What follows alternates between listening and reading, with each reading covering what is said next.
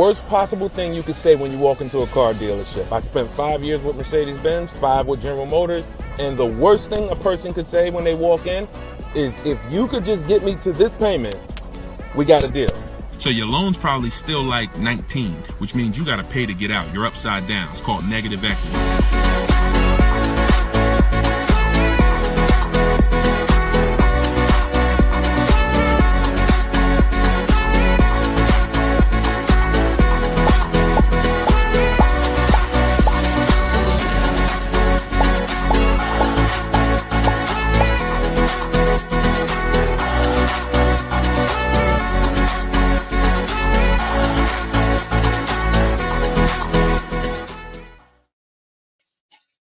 Welcome. Let me mute this because I got the audio going on my phone. We're on Instagram Live. This is our May 7th, Tuesday, May 7th, Car Questions and Answers live stream. I am your host, Deshone the Auto Advisor. You may see these broadcasts throughout the week on TikTok, on YouTube, Instagram, and Facebook. But whenever you don't see the banner above me, that means you're watching one of our live shows, so you guys can start typing your questions. If you don't know me, my name is Deshone the Auto Advisor. Let's get the quick housekeeping out of the way before we start bringing in questions. I've been in the auto industry since 2006. I left in 2020 after the pandemic. Since then, we've been focused on car shopping education, teaching you how to get the low market prices on your leases, your new cars, and your used cars by bidding and looking at multiple offers, making dealers and banks bid for your business versus how you've traditionally shopped. So that is what we do. I'm also the author of the pretty much 5-star rated digital book. It's called Cars from Home, and we're currently rated 4.94, goodreads.com. Just want to get the housekeeping out the way for those of you who don't know me. For some of you who've been on the show before on the stream, welcome back. But for those of you who don't know me, this is my new digital book. It's called Cars from Home.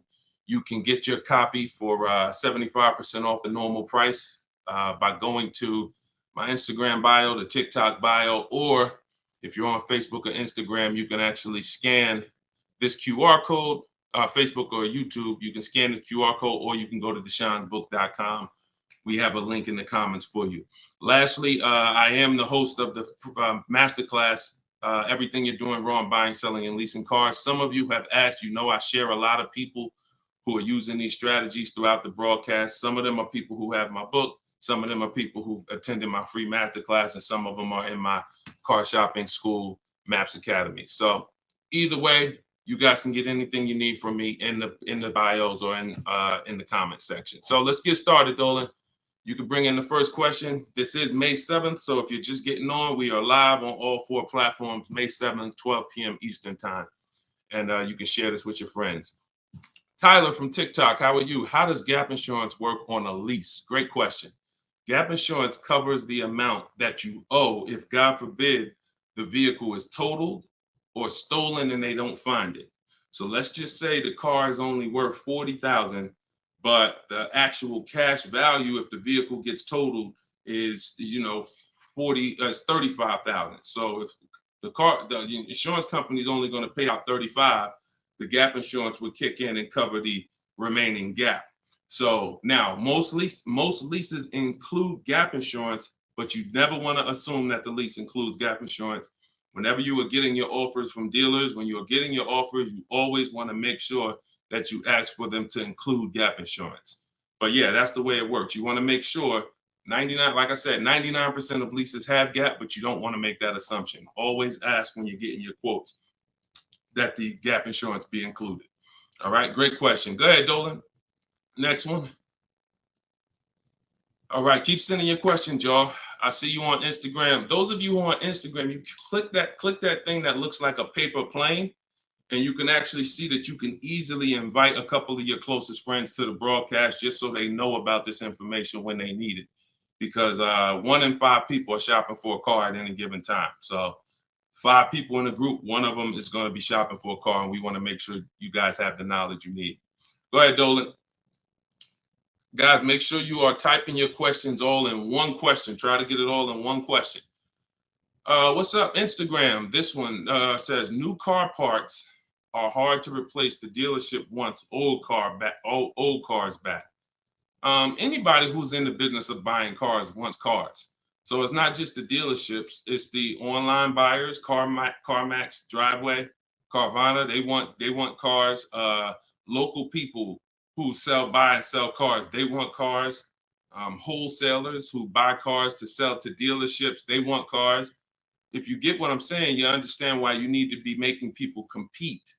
See, we take one buyer. That's what you've been taught to do. You've been taught to take one buyer, one person who wants your business, and give them the opportunity to negotiate. What we teach is for you to actually go to multiple people who want that business and make them compete. And that's how we make sure we get below market prices, because we in order to get below market prices, you must see enough offers to know the market. I'm gonna say that again. In order to get below market prices, you have to know you've seen enough offers to where you know the market. Could y'all keep running up the likes on TikTok? Every time we say something that you like, if you could just tap the screen, it runs the likes up and it gets a lot of people's attention on TikTok. Let them know they need to be here. Okay, so that's what you want. Everyone wants cars back. So you want to make sure no matter where the market's going, electric cars, old cars, new cars, luxury cars, just make sure you are getting at least 5 to 6 offers every time you want to replace a car. We don't trade in cars because you are not going to get the money you could get trading cars. Now, I'm not talking to you about doing private sales either, where you list a car and then you go and you got to, have people come to your house in Facebook Marketplace. I'm talking about the people who pay cash money, inspect the car in an hour and a half, and cut you a check. Those are the people we need to get 5 to 6 bids from, and that's what we teach. Those companies are very easy to find and very easy to work with. Okay, who's traded a car before? If you've ever traded a car before, type the letter T. All right, stay by your phones, y'all. This is live. This is May 7th. This is our 12 p.m. class, so stay by your phone. I want you to make sure we don't just talk here, we dialogue. All right, in order for you to get the most out of the show and for me to continue to do them, you want to make sure you as close to your keyboard so I know you're actually getting value out of the class, out of the stream, because you're communicating, engaging versus just listening. All right, I'll see you, Bell, on YouTube. Anybody who's traded a car before, type the letter T. If you've traded a car, this is important for you to know. It's almost impossible. I see you, Thomas, on Facebook. It's almost impossible, ML Headley, to get the most money for anything, not just a car, for any item on trade. So we don't trade. We don't trade. You're not going to get the most money, and you're not going to know that you got the best offer. You need to get 5 to 6 of these online offers, and that is how you replace your leases. And in the same way, look, you've left money on the table. Some of you know, I got to tell you the bad news first. Anybody who's traded a car since the internet and online car buyers have been invented, you've left money on the table.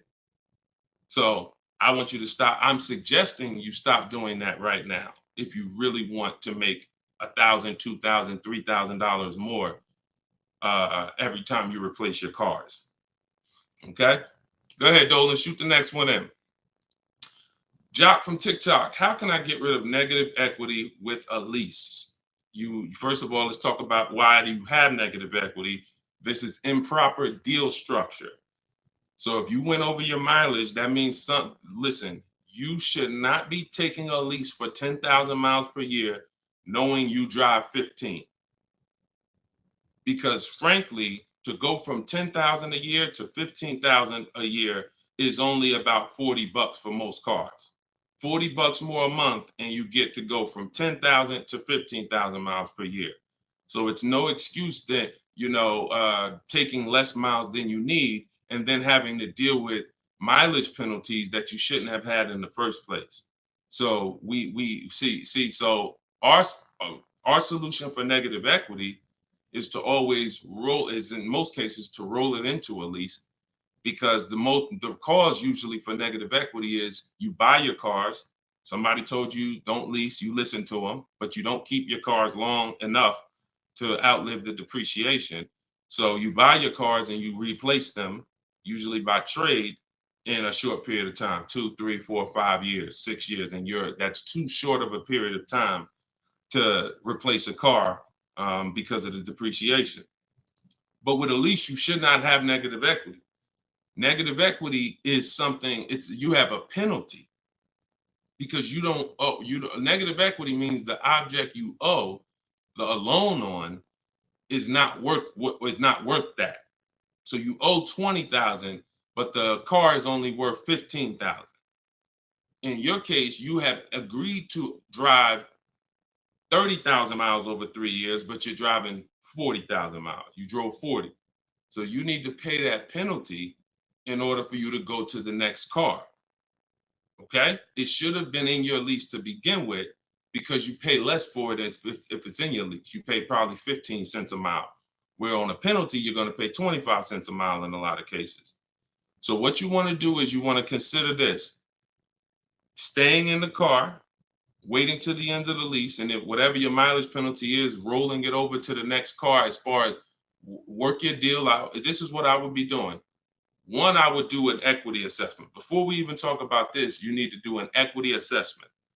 The equity assessment is step 2 in my process. The name of my book is Cars from Home, 7 Steps to Saving Time, Money, and Avoiding Dealership. So it takes you all the way through the journey of getting your car from home while you are at home. So the second step, which is right after we decide whether we're buying or leasing, is we must do an equity assessment. Some of you, who has a car that they're going to be replacing to get a car? Type me. If you have a car, it could be a lease or it could be you own it, but you're going to be, next time you car shop, you're going to be replacing that car. Who's in that situation? Type me. Stay by your keyboards. Let's go. We're live. This is May 7th. Wake up, people. Wake up. School me. All right, me, I see you. All right. What's up? Y'all can we run the lights up on TikTok? Can we tap the screen? Can we tap the screen if y'all gonna spend time with us on TikTok, tap the screen. All right. Okay, let's go. Let's go. Come on, don't play TikTok. I'll close the broadcast. All right. Y'all not paying me nothing. Okay. So I'm asking you for a tap of the screen if you want to stay on with us. All right, we could definitely go TikTok. We could go Facebook, YouTube, Instagram. If y'all acting funny today, we got no problem. All right, I appreciate it. I see y'all now. I see the lights running up.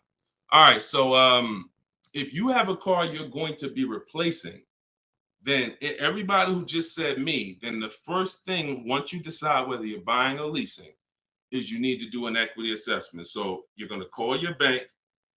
If you don't have a bank, the car's paid for, then you can skip this step, but you're going to call your bank. You're going to find out what your payoff is. Once you find out what your payoff is, you're going to now, if you have a lease, you're going to ask them, do you have a third-party restriction?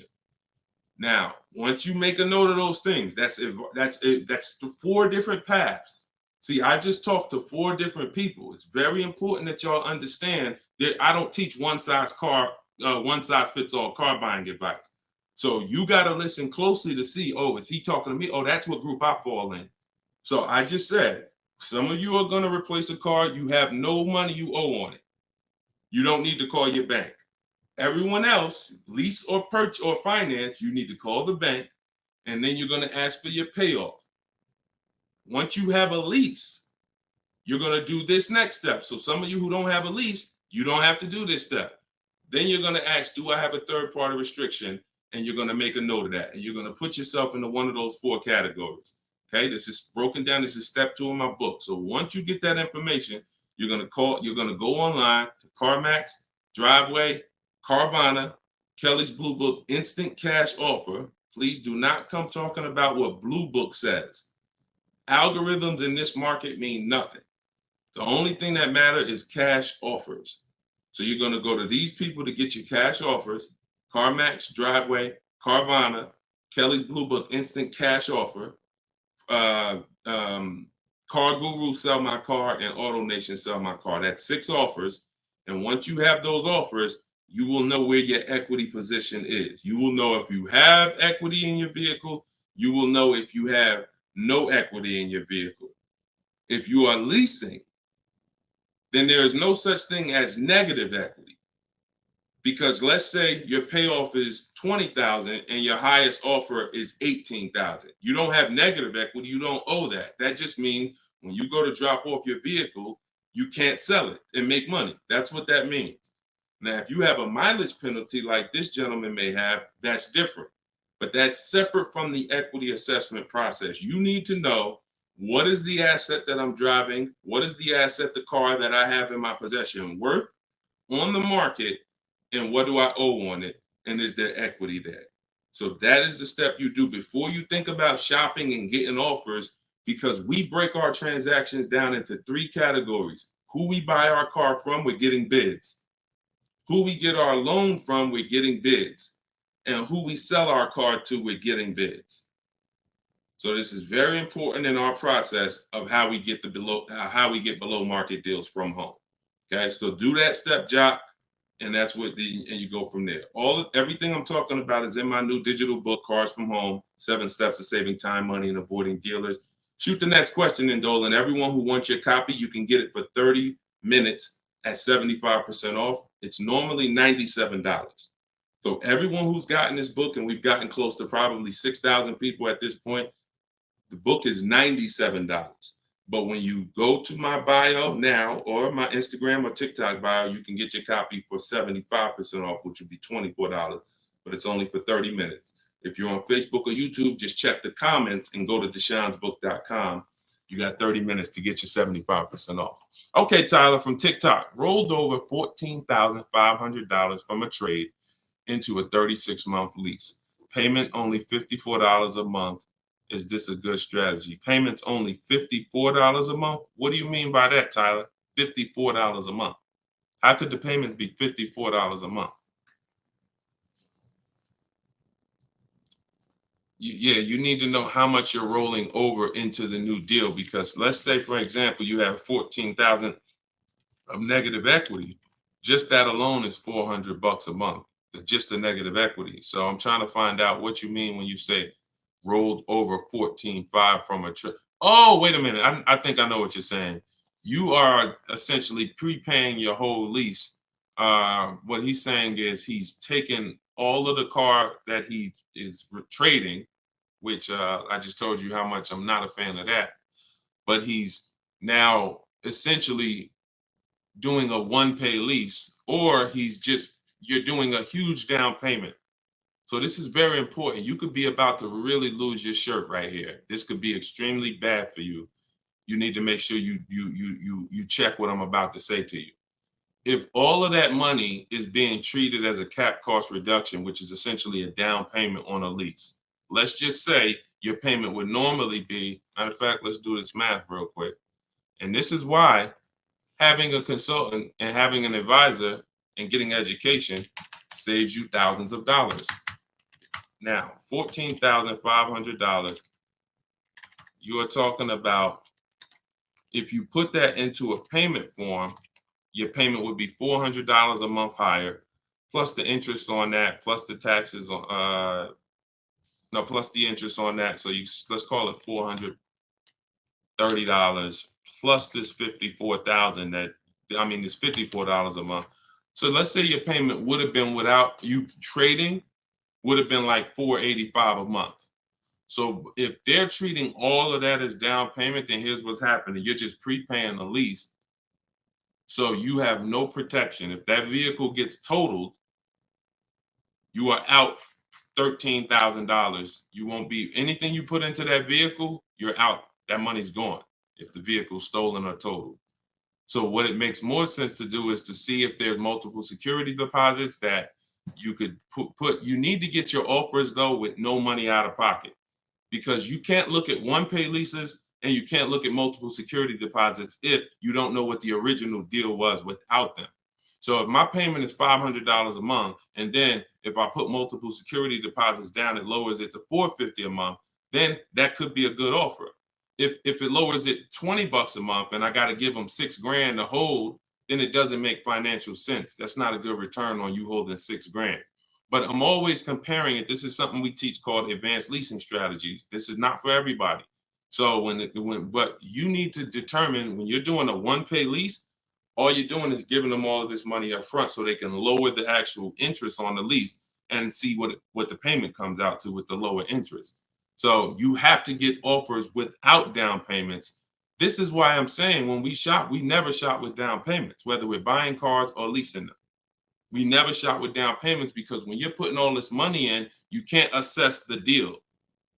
Because you don't know how much of this being a low payment is because I put all this money down. You need to know you have a deal before you consider what monthly payments is going to be. If I'm getting a lease and I shop my offers and my lease deal is under 1%, or my best offer is under 1%, no more than 1.5, somewhere in between there, I know I have a good deal, regardless of how much I'm going to put down. So, and when it comes to purchasing, I need to know people worry about the payment. Some of you are worried about the payment. You don't care about what you're buying the car for, and you're worried about the wrong thing because you're thinking about the loan you're getting. You're not thinking about the car you're buying. Before you think about, hey, what's a good payment on this car? No, the better question is, who's the dealer that's going to sell me that car for the lowest price?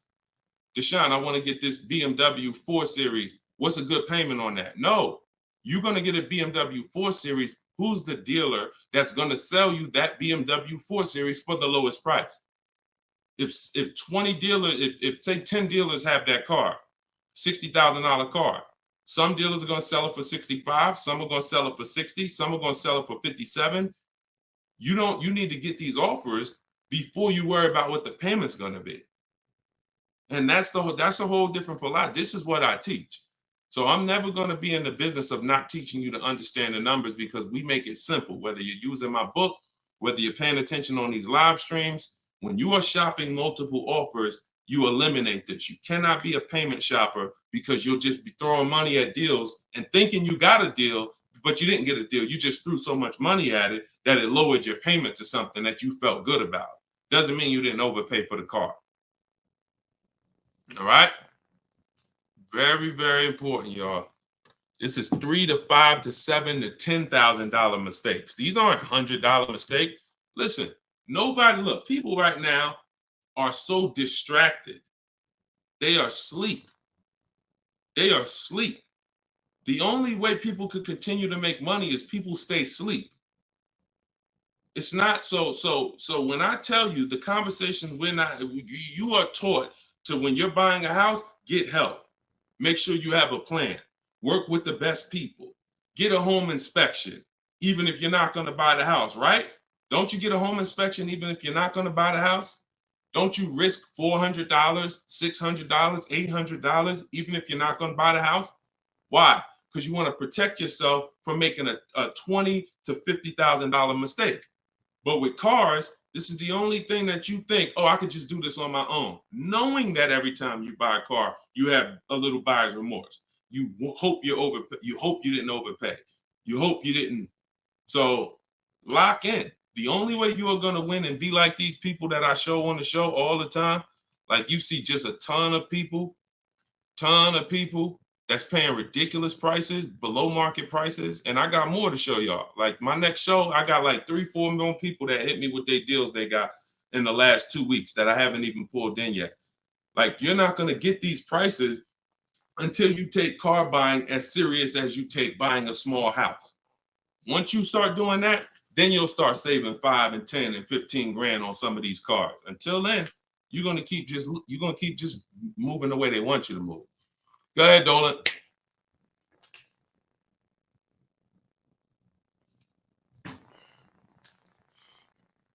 Is there any way to get out of a car with too much negative equity?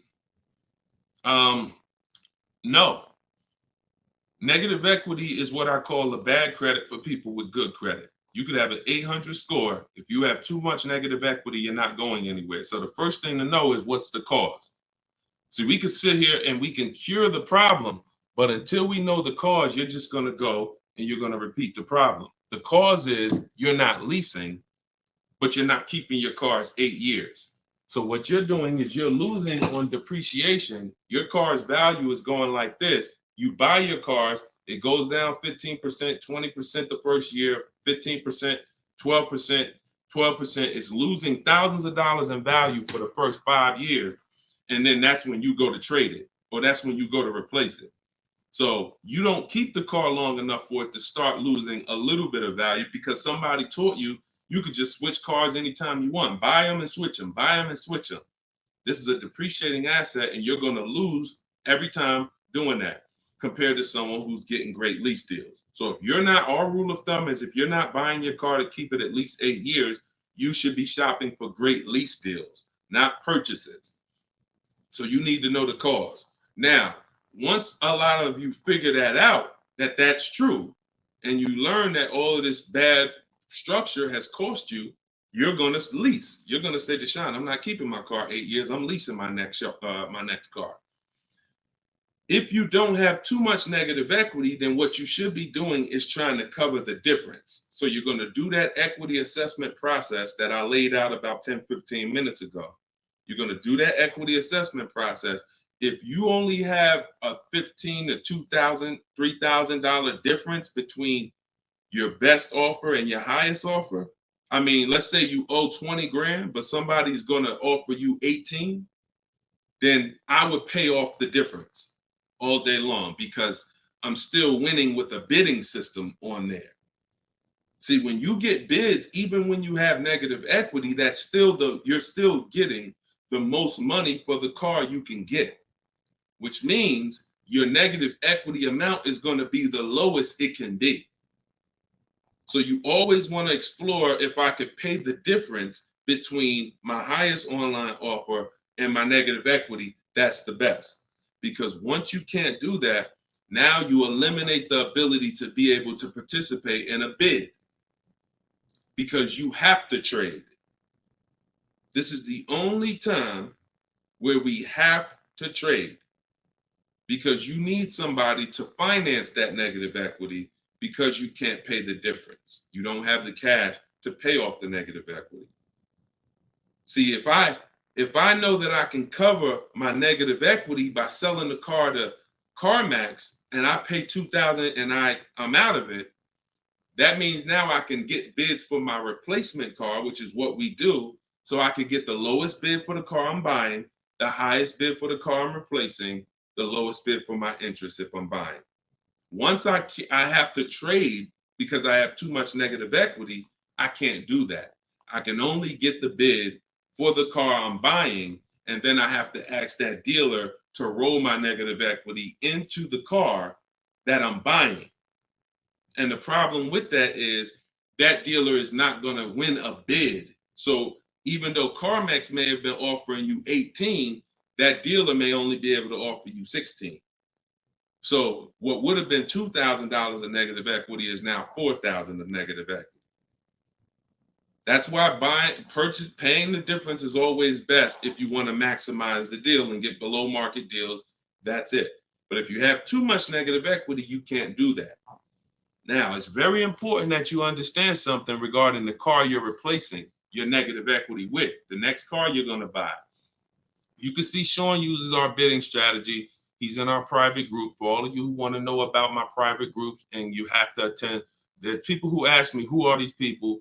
You must attend my masterclass in order to be eligible to be in our educational course. So this is but what it is my book in video form with coaching. So the 7 steps are the same. Those of you who are using the book to get to your goal, use the book.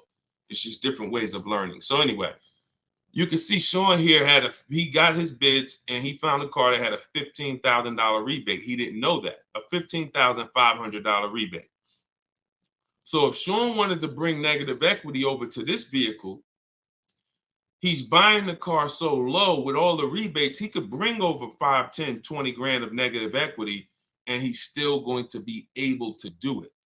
Because as long as you're getting a big discount, you actually can, the bank is not going to lend 25% more than like 25% more of the car's value. So you can't slap 10 grand of negative equity on a $30,000 car. And the bank is going to look and say, why would we lend $40,000 on a car that's worth $30,000? there's something called loan to value ratios. It's in all forms of lending, loan to value. So you have a cap based on the price of the car. There's only 25% or so more that the bank is going to lend. So if you're trying to do no money down deals, having too much negative equity prevents those. So this is why we need to get out of negative equity and stay out of it and start leasing. Stop buying your cars. The only time you actually switch from a purchase with negative equity, I own my car and then I'm switching to another car and it's a purchase, not a lease, is if you had like an emergency. You were going to keep the car 8-9 years, but you just had a bunch of kids and now you need a whole different car. It's a life. But if you're not keeping the next car 8+ years, you shouldn't be buying again. You're going to be back in negative equity every time. Okay? All right. Go ahead, Dolan. You can shoot the next question. TikTok, I see y'all. We are live. This is May 7th. This is our 12 p.m. Eastern time show. If y'all can, every couple minutes, if you could tap the screen, if you're enjoying the show, if you're enjoying the stream, keep running the likes up on TikTok. Appreciate y'all. All right. Instagram. My lease on a CX5 is coming up. Car max value is showing 21,000. My buyout is like 18. Should I buy it and keep it? No. Why would you go from a lease with a great, and look, I'm going to talk different on every show because I know some of you are new. Okay. Who's new here? If this is your first time ever on a live broadcast, on a live stream with us, just type the number 1 and then we'll answer the brother's question here. Who's new? All right, I see you, Khaleesi, on TikTok. I see you. If this is your first time on a stream, you've never been on Car Shopping Questions and Answers with us, type new. Okay, I see you, Matt, on Facebook. I see you, Vince, on Facebook. Melanie on YouTube. DJ C Square, I see you. Okay, I see you, John, on YouTube. Okay. All right, TikTok quiet today, boy. I never saw TikTok this quiet. They ain't hitting no likes or nothing. That's all right. God bless them. God bless them. All right, so Instagram. Let's talk about this. Let's talk about this equity position you're in. Right now, you could sell that lease and make $4,000. Why would you want to go from a lease, which is a not keeping my car 8 years? I want full warranty. I want low payments. I want to drive a lot of car for a low amount of money. Now I can shop for this new deal, get a great deal on the CX5, just so you know, understand something. Look, let me show you something. This was Tiffany rode in, and Tiffany got a Mazda CX50 a couple weeks ago, not too long ago. Look at this. So let me show you just kind of what this could look like in a great world. So you understand, she got a 2024 Mazda CX90.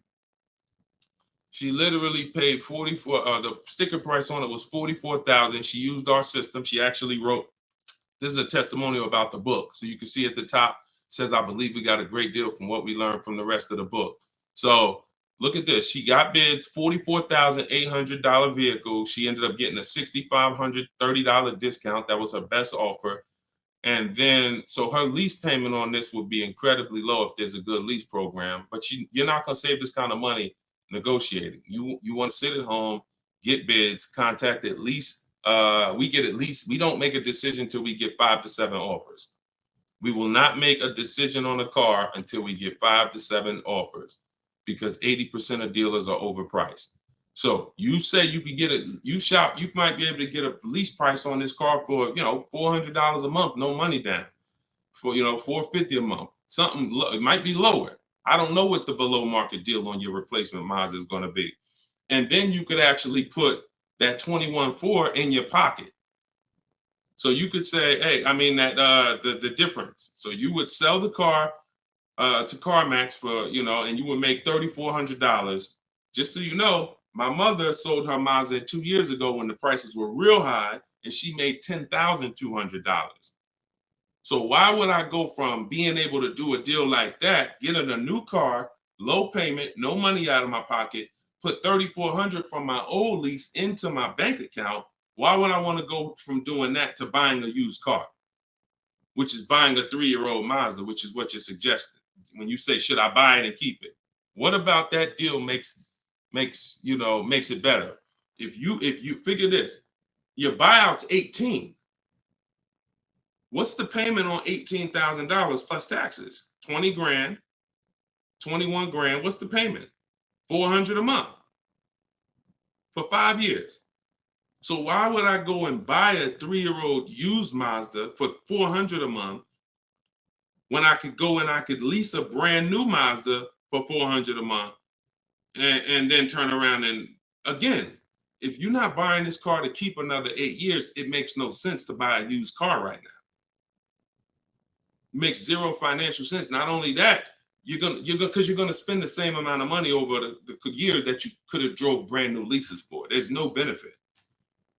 There's no benefit. This is what it is. We've seen this thousands of times over the years, hundreds at least. I know it's happening thousands of times. People are buying their leases every day. They're not realizing they're just buying a used car. That's all you're doing. So I go from leasing to buying a used car, which means something in me has to change. Those of you who are buying used cars, you should be buying them to keep 8, 9, 10, 12 years.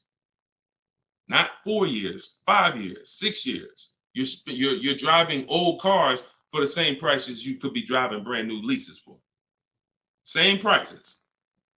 So why would I drive a bunch of older cars, 5, 6, 7-year-old cars? By the time I pay it off, it's 10 years old, 11. Why would I do that if I could be driving brand new cars for the same prices? So it's important for you to understand. That's why this is the first step in my process is we got to know, should we buy or lease? And the only people who should be buying are 8+ year people. The goal is to keep the car 8 or more years. Then we're going to buy it. Yep. I'm here. I see you. You know, I always butcher your name, but let me just call you EP. EP, I see you. Go ahead, Dolan, shoot the next one up. We got a couple more minutes. We're on here for a couple more minutes. How do you negotiate a purchase online? Looking at a car 3 hours away and I'm not able to go in person. So what I would do, if you've done all the research to make sure that car is a great below market price, if that's a below market price, then what I would do is I would call and verify that there's no fake fees that are not online. So when you see a car that has a $28,000 price, we're going to call and make sure that what the fees are should only be tax, title, documentation fee. Tax, motor vehicle fees, and documentation fee should be the only prices, only fees. And once I verify that, what I'm going to do is I'm going to go home. I'm going to get out there immediately, and I'm going to see the car. And if it's a great price where I'm saving $2,000-3,000 above below the market value on those cars, then I'll go out there and I'll make sure that I post up in a motel for one day, because you never want to go out there and take the car immediately, because unless you're paying cash. If you're paying cash, that's different. But if you're getting a loan, we need at least one day to do our bank bidding process. Because you could go out there and say, all right, now this is the best price on the used car. Yeah, but now I'm going to pay 2 points, 3 points more in interest, letting the dealer get me the loan. So I'm essentially giving that $2,500 or $3,000 that I saved right back to the bank. I'm not giving it to the dealer, but whoever the bank is. So we always need one day to come home, let banks and credit unions bid so we could get the lowest interest rate. And then we call that dealer and we let them bid against it. But that depends on how you're going to pay. But that's the process. You get out there, you test drive the car. That's why all of our used car research is done from home.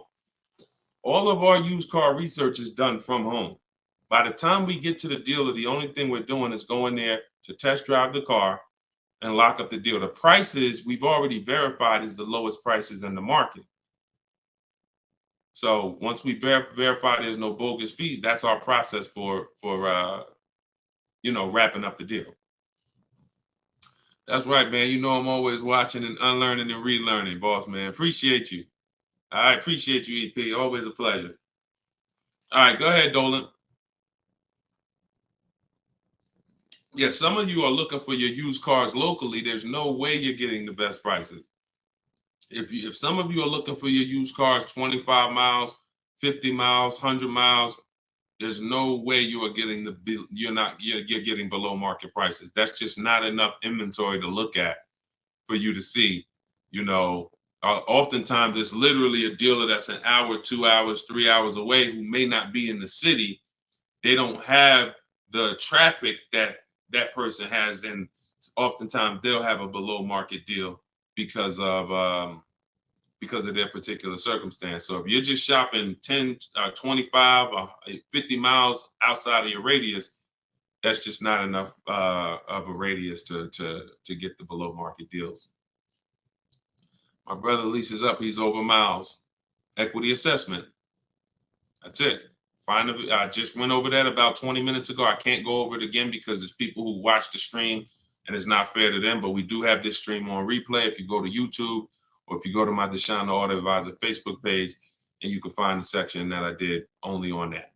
Okay, it's called the equity assessment. We had another person on here that's over miles.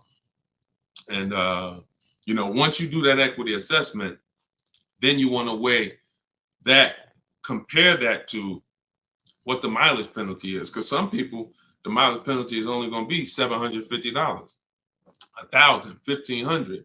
You could have that rolled into your next lease offer.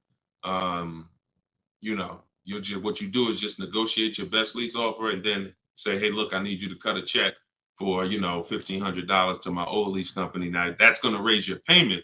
So if I got a below market deal, let's say, give you an example. Let me show you with a real life example.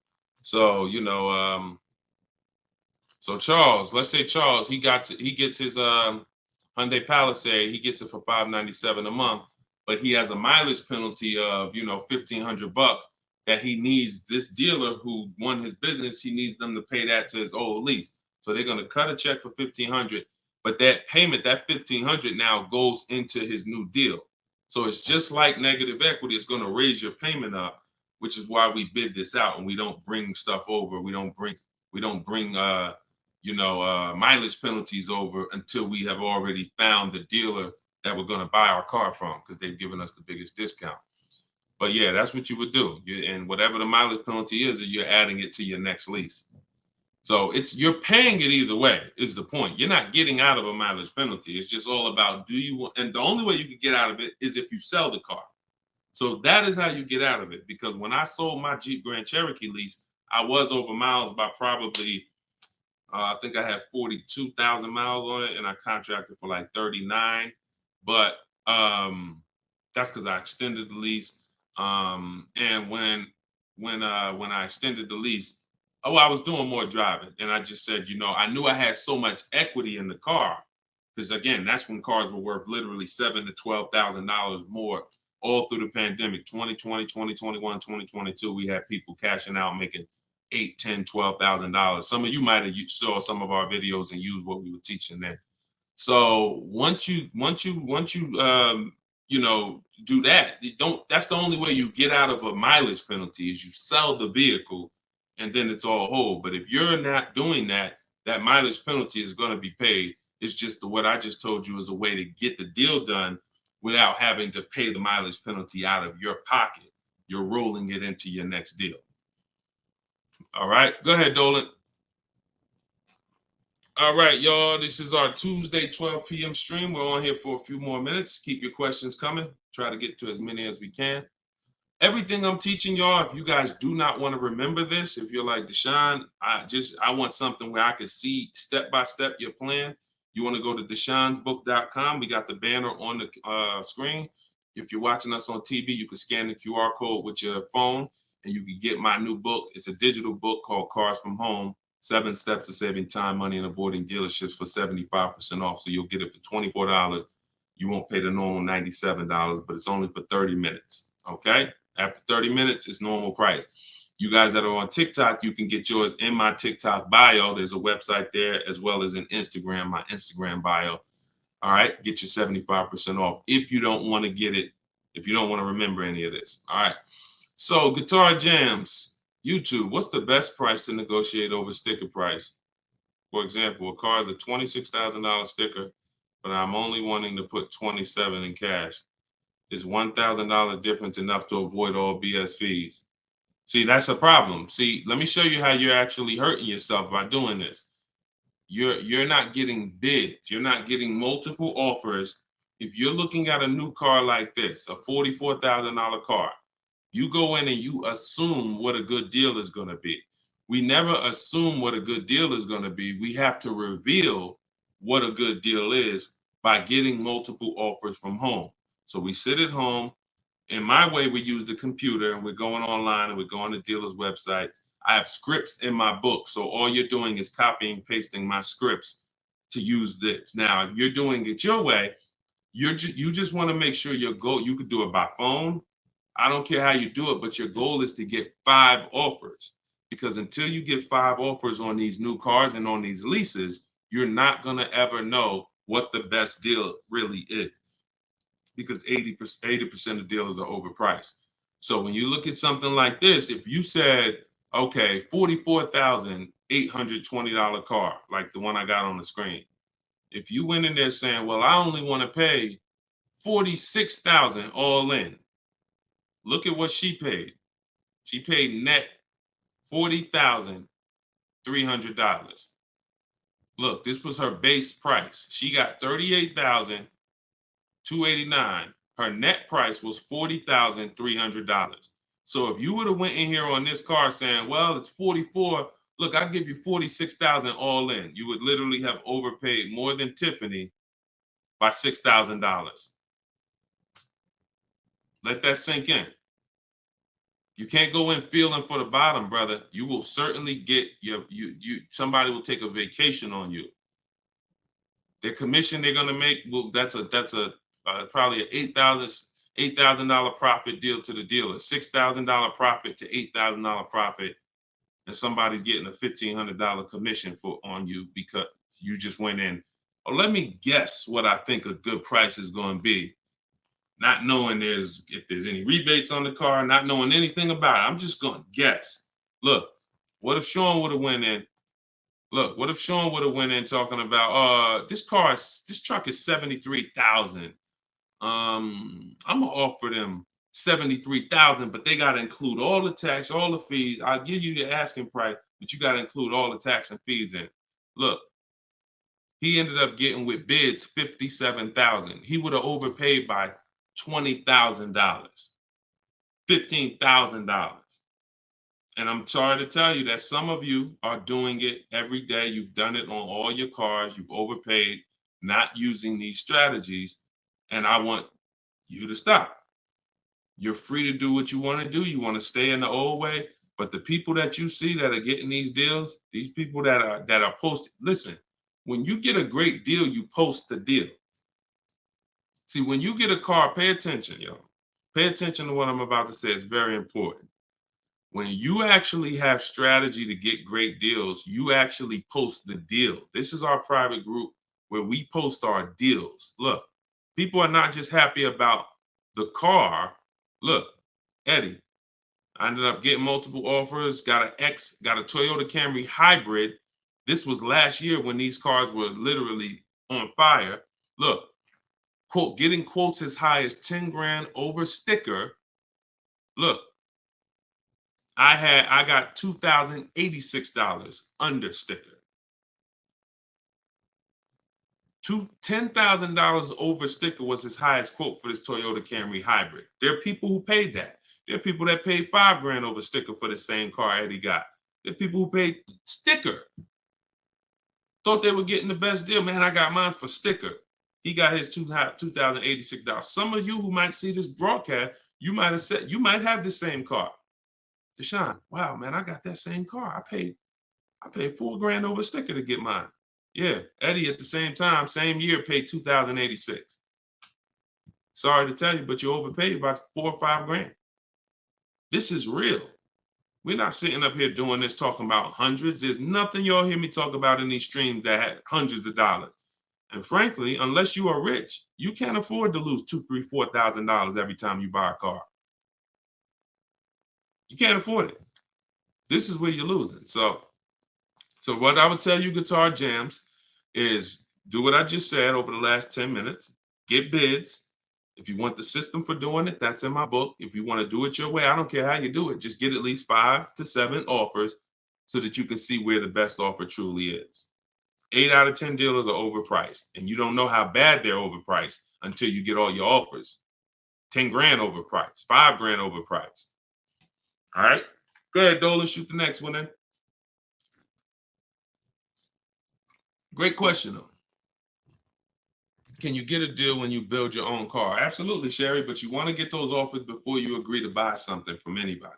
So if I'm ordering a car, I'm getting 5 offers, 10 offers. I'm getting 5 to 7 offers, not 10 offers. See, in my book, I have a process called the 25 to 5, where we connect with 25 dealers online in 20 minutes. And our goal is to get 5 to 7 offers in 48 hours. So once that happens, we don't order a car until we verify the car doesn't exist in the market.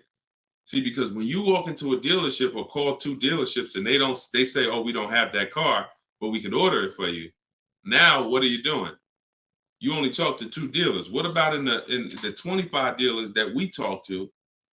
What if 7 of them or 10 of them have that car? So you just talked to 2. Now they got you ordering a car. We don't order until we talk to these 25 dealers online and they tell us, hey, nobody has it, or it's only 2 out there, then we might order.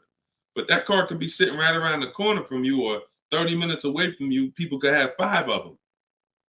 An hour away from you, people got 3 more of them. But because you're just local, you think, oh, I need to order this.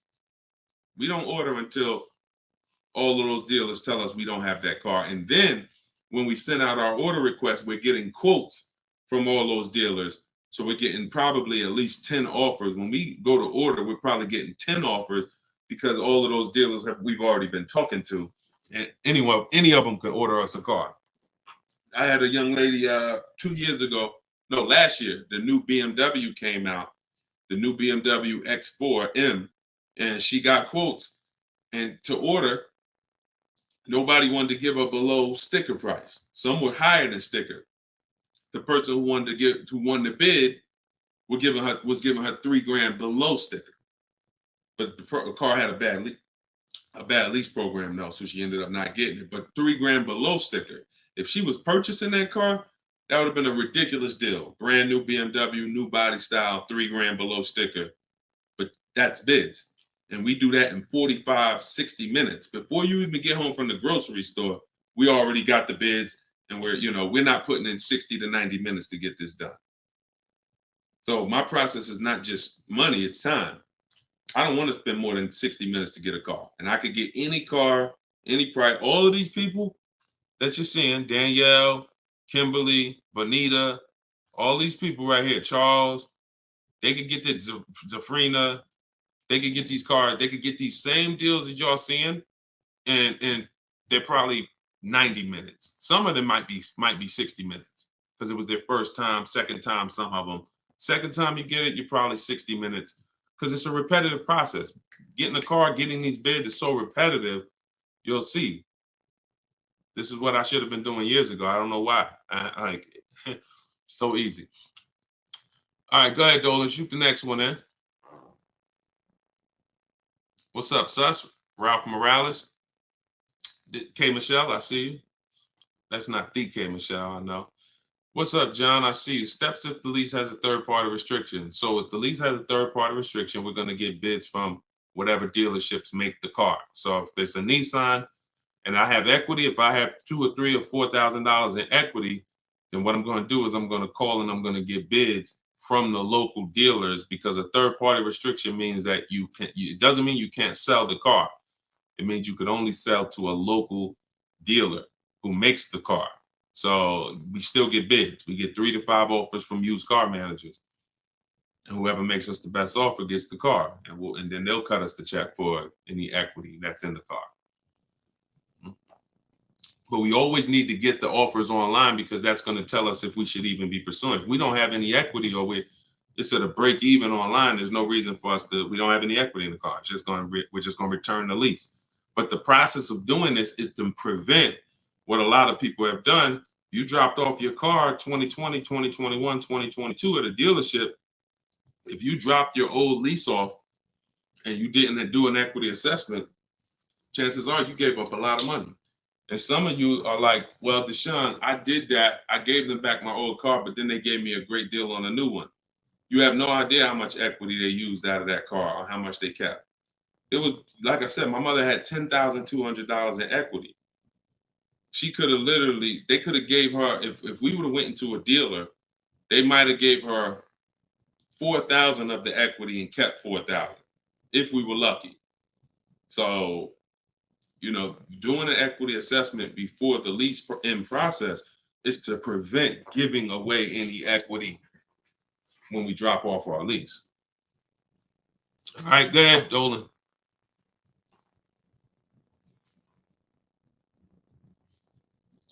This is our Tuesday, May 7th live show, 12 p.m. If you don't see the banner above me, that means we're live. So you can type your question. Dolan will bring them in. We got another couple minutes.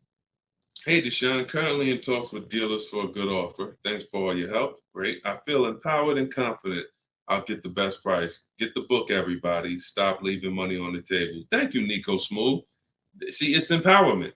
It's the only way to feel empowered. You are not going to feel empowered going and negotiating with a car salesman.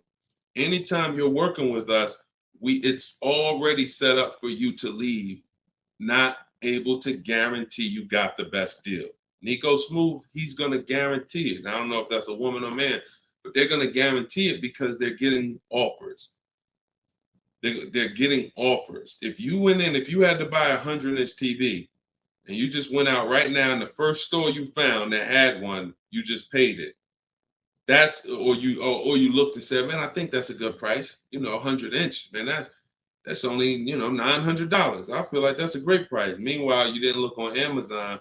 Amazon had a better brand for, $200, $300 less. Or Amazon had the same brand, or Walmart had a better brand for $300 less, or Best Buy. These are the same principles. It's impossible for you to go into a car dealership and get a good deal and you don't know the market. The market you only know through getting offers. Once you get the offers, you see what the best market prices are and you pick the lowest one. That's how you get the below market offer. So I'm glad, Nico. Enjoy, and definitely send us your success story. Just like Tiffany did, email me a success story when you get that offer and you close that deal out. Way to go. Go ahead, Dolan. What's up, Todd Billions? Do you need to check dealers in other states? I live in Florida. Depends. We will go with, all right, so some people will do my strategy is called the 25 to 5. We're connecting with 25 dealers online.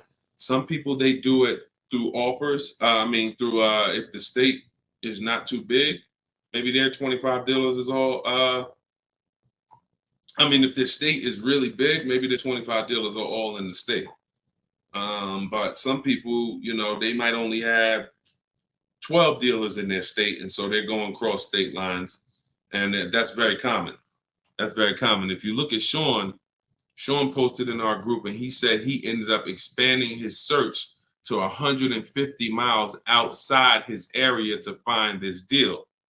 He said, I'm going to another state to pick this up, which is something I never would have thought of before he attended the class. So he attended my master class. All of you who want to attend my free master class, it's called Everything You're Doing Wrong, Buying, Selling, and Leasing Cars. You can go to my TikTok bio, and you can go to my Instagram bio.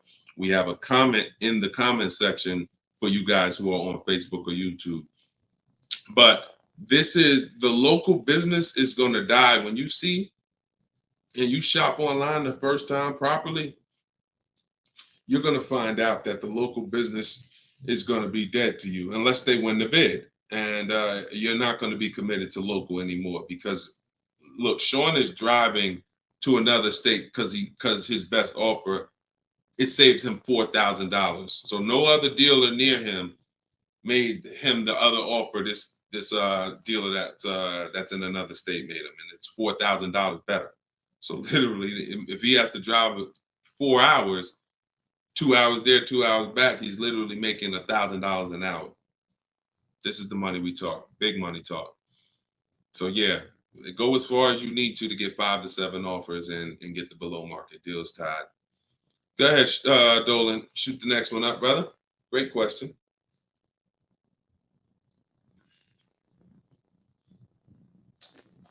This is Charles Harris on YouTube. How are you?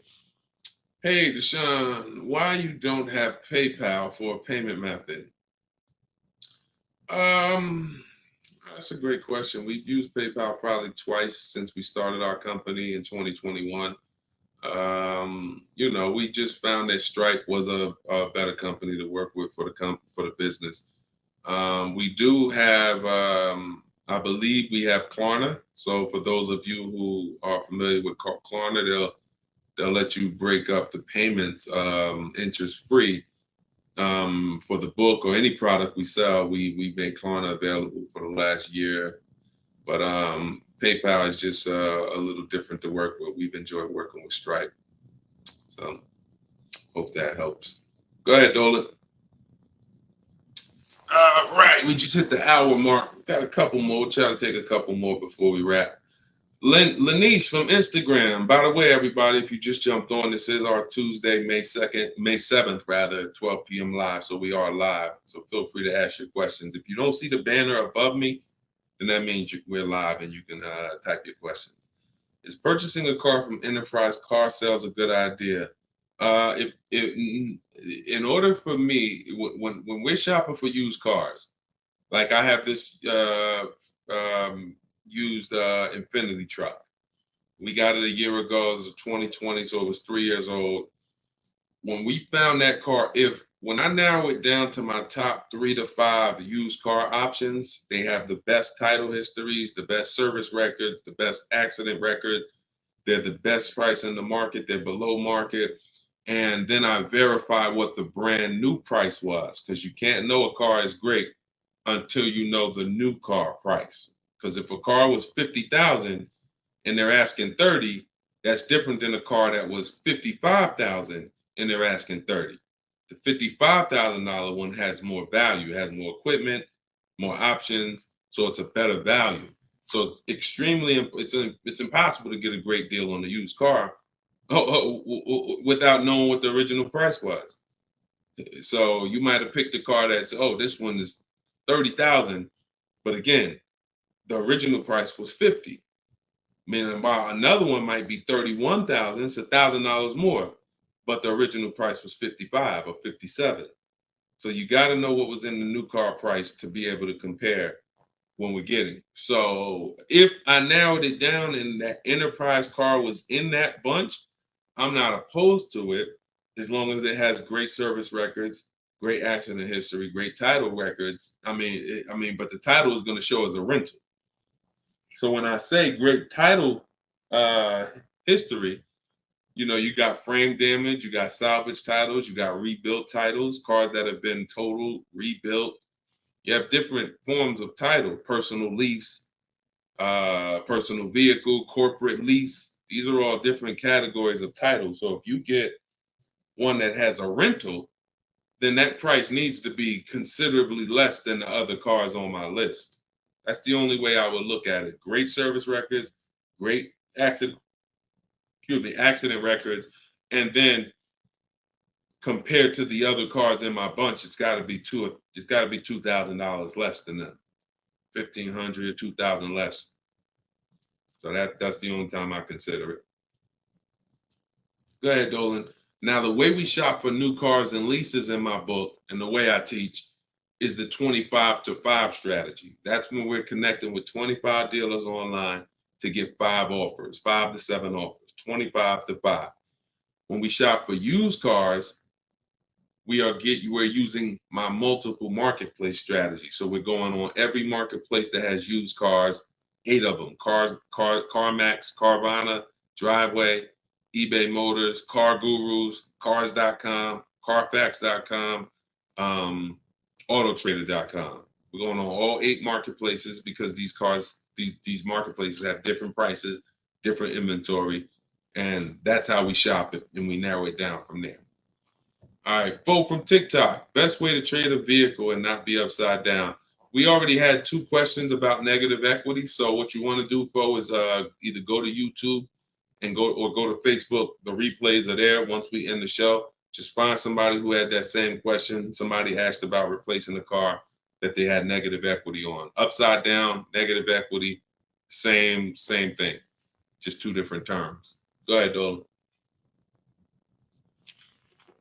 Everybody getting value out of the show. If you're getting value out of the stream, type $signs, type a $sign. If you're getting value out of the stream, type a $sign. All right, everybody getting value? All right, I see you. Perfect. Good. Good. I see you, John. I see you, Tracy. All right, I see you, Sterling. Yep. I see you, Charlene. I see you, EP. Perfect. Glad everybody's getting value. Charlene said, thanks for the education. I just finished the first read of your book. Now I will start the process to buy a new car following the 7 steps. Congratulations, Charlene. Way to go. Now, some people choose to go the book step by step. So the last step that Charlene just said, step 7 is delivery. So you're not really getting, some people do this. And I can't, it depends on how you learn. The book is set up in a way where everything I teach is set up in a way when y'all hear 7 steps, it's set up where if we talked on the phone, I would be saying, do this first, call me back. Do this second, call me back. Do this third. And then by the time we get to step 7, we're setting up for delivery or the pickup of the car.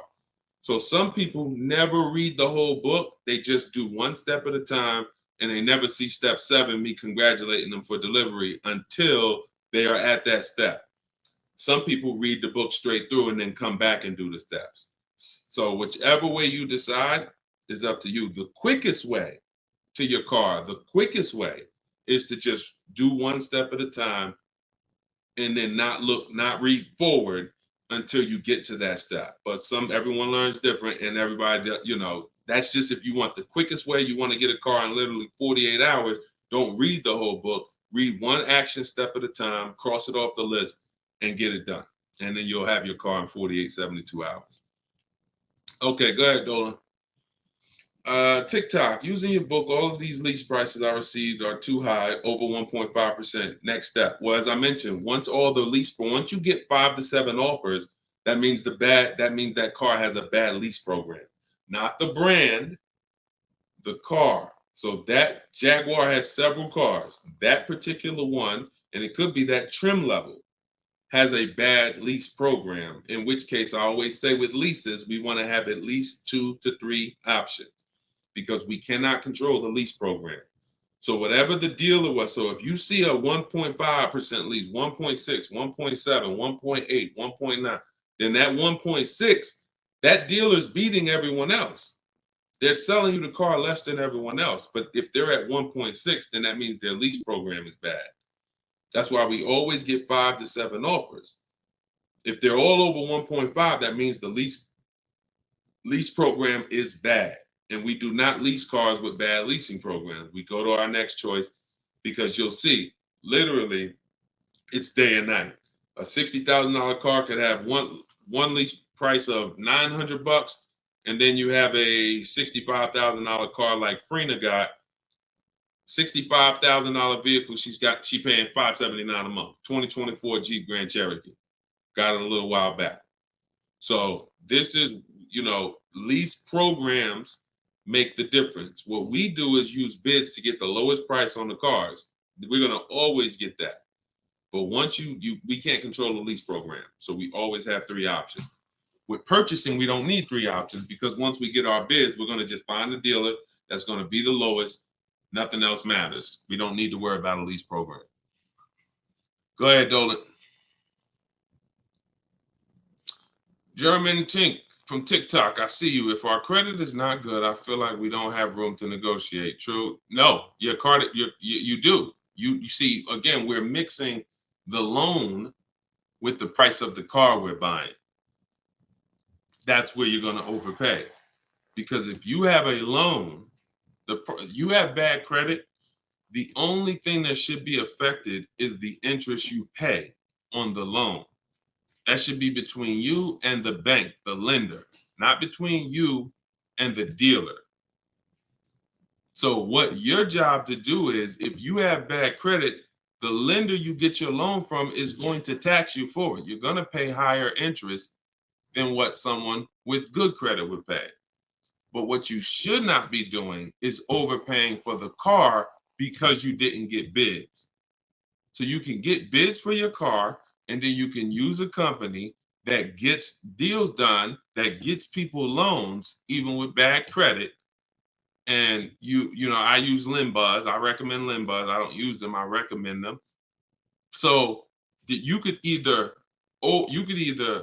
pay a high interest rate and get a great price on the car, or you could do what most people do: get a bad price on the car and pay a high interest rate because they're going and they're shopping desperately. So in my process, we would get with Limbuzz, get our pre-approval with Limbuzz, and then we would go and we would shop and get bids to make sure we're finding the lowest price on the car. See, once you learn what we're doing and you start doing what I'm telling you, using what we're talking about here, you're going to see the car price is independent from the loan. You've been taught to focus on the loan, which is how much my monthly payment is going to be. Oh, am I going to not be able to negotiate? The car's price we're negotiating has nothing to do with the loan we're going to use to buy it. Okay? So everything that I taught from today, guys, is in my book. It's my new digital book. It's called Cars from Home. You saw it if you were here earlier. We're rated 4.94 on Goodreads.com. Thank you to everyone who's reviewed the book and gave us 5-star reviews. You can get your copy in my TikTok bio for 75% off. That's $24. It'll be in your email in 2-3 minutes, in my Instagram bio. But don't let that timer run out, because then the price does go back up to $97. You can get yours for 30 minutes. And the same thing online here on YouTube, Facebook. We have the banner here. You can scan this QR code with your phone if you're watching us on TV. And this is what we do, y'all. We do these shows throughout the day. You can see on what time we'll be live.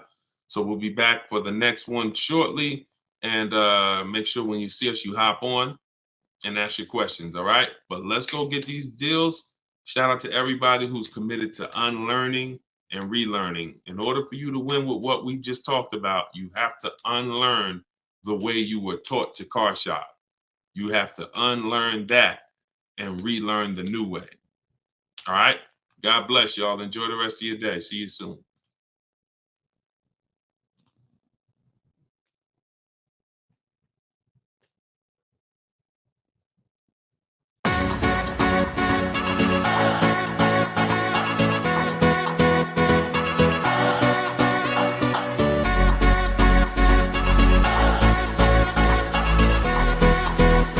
The worst possible thing you could say when you walk into a car dealership. I spent 5 years with Mercedes-Benz, 5 with General Motors, and the worst thing a person could say when they walk in is, if you could just get me to this payment, we got a deal. So your loan's probably still like 19, which means you got to pay to get out. You're upside down. It's called negative equity.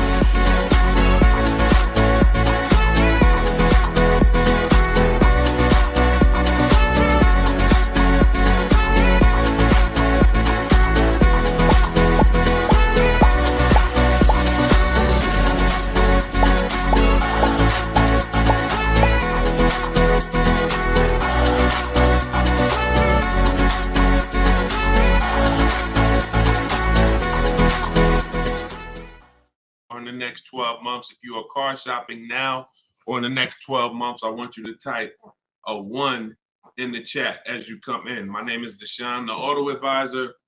I do these live streams throughout the week to answer questions when it comes to car buying the new way. We've been doing this, helping people really since 2021 through education. And so we teach an entirely new way to car shop, a way that has worked for thousands of people before you. And I do these live streams so that you can ask your car shopping questions, and we can try to get you the answers that you need to help you get below market prices, which is the only thing we settle for. So thank you to the people who are tapping the screen on TikTok, running up the likes. I appreciate it. We have Dolan moderating in the back, so you guys can start typing your questions. Everything I'll be talking about is out of my new digital book. It's called Cars from Home, 7 Steps to Saving Time, Money, and Avoiding Dealerships. Thank you to all who have reviewed the book on Goodreads, putting the review page up now. Thank you for helping us have pretty much a 5-star rating And everyone, as you're watching this, you can get your copy. If you like what you're hearing, if you like this new way that you're going to hear on these streams of how to car shop, you can get your copy of my digital book for 75% off in my TikTok bio, my Instagram bio, or we have a banner up for you guys. Or you can go to deshonsbook.com. So no matter where you're at, that's your special offer. All right. So Dolan, you can bring the first question in. I see you, Paper Chaser. Welcome to the broadcast. I see you, Benjamin, on TikTok. I see you. First time people. Welcome to all the first time people. If you your first time here, type of 1. Mario Soto, I see you on YouTube. Welcome. This is Chris on Facebook. Hey, Deshone, are dealerships willing to order a car for you if they don't have a car with the options you want? Everyone is usually willing to order a car because every dealer can order. But you want to make sure whenever you're getting an order quote, you're getting at least 5 offers. 80% of dealers are overpriced. So you want to make sure you're always getting on a brand new car 5 offers. And then you'll see how different they are. I had somebody who, I think we're on episode 17. This is episode 17 of Car Shopping Questions and Answers. So on last episode, I spoke about a young lady who ordered a BMW when it first came out last year, the new body style new body style X4. And through bids, she saw multiple offers. Most dealers were charging her $2,000 over sticker price. But once she got her 5 offers, at least 5, she probably got set 5 to 7. Her best offer was $3,000 below sticker. So I always say when you're shopping the right way, it should be a $3,000 to $5,000 to sometimes $7,000 difference between your best offer, which is the below market offer, and your highest offer, which is, the highest of all the other offers. So that's when you know you're shopping correctly. So make sure when you're ordering, you're following that model so you can make sure you're getting your best price. And you do this right from home. You could do it by phone, or you could do it my way, which is using the dealer's computer, the dealer's websites. We do copy and paste models to get quotes directly with dealers, speaking with them on their website. So as long as you do it, that's all that matters. All right, great question. Shoot the next one up, Dolan. Let me open up my phone on Instagram. My phone battery is low, but hope. Okay.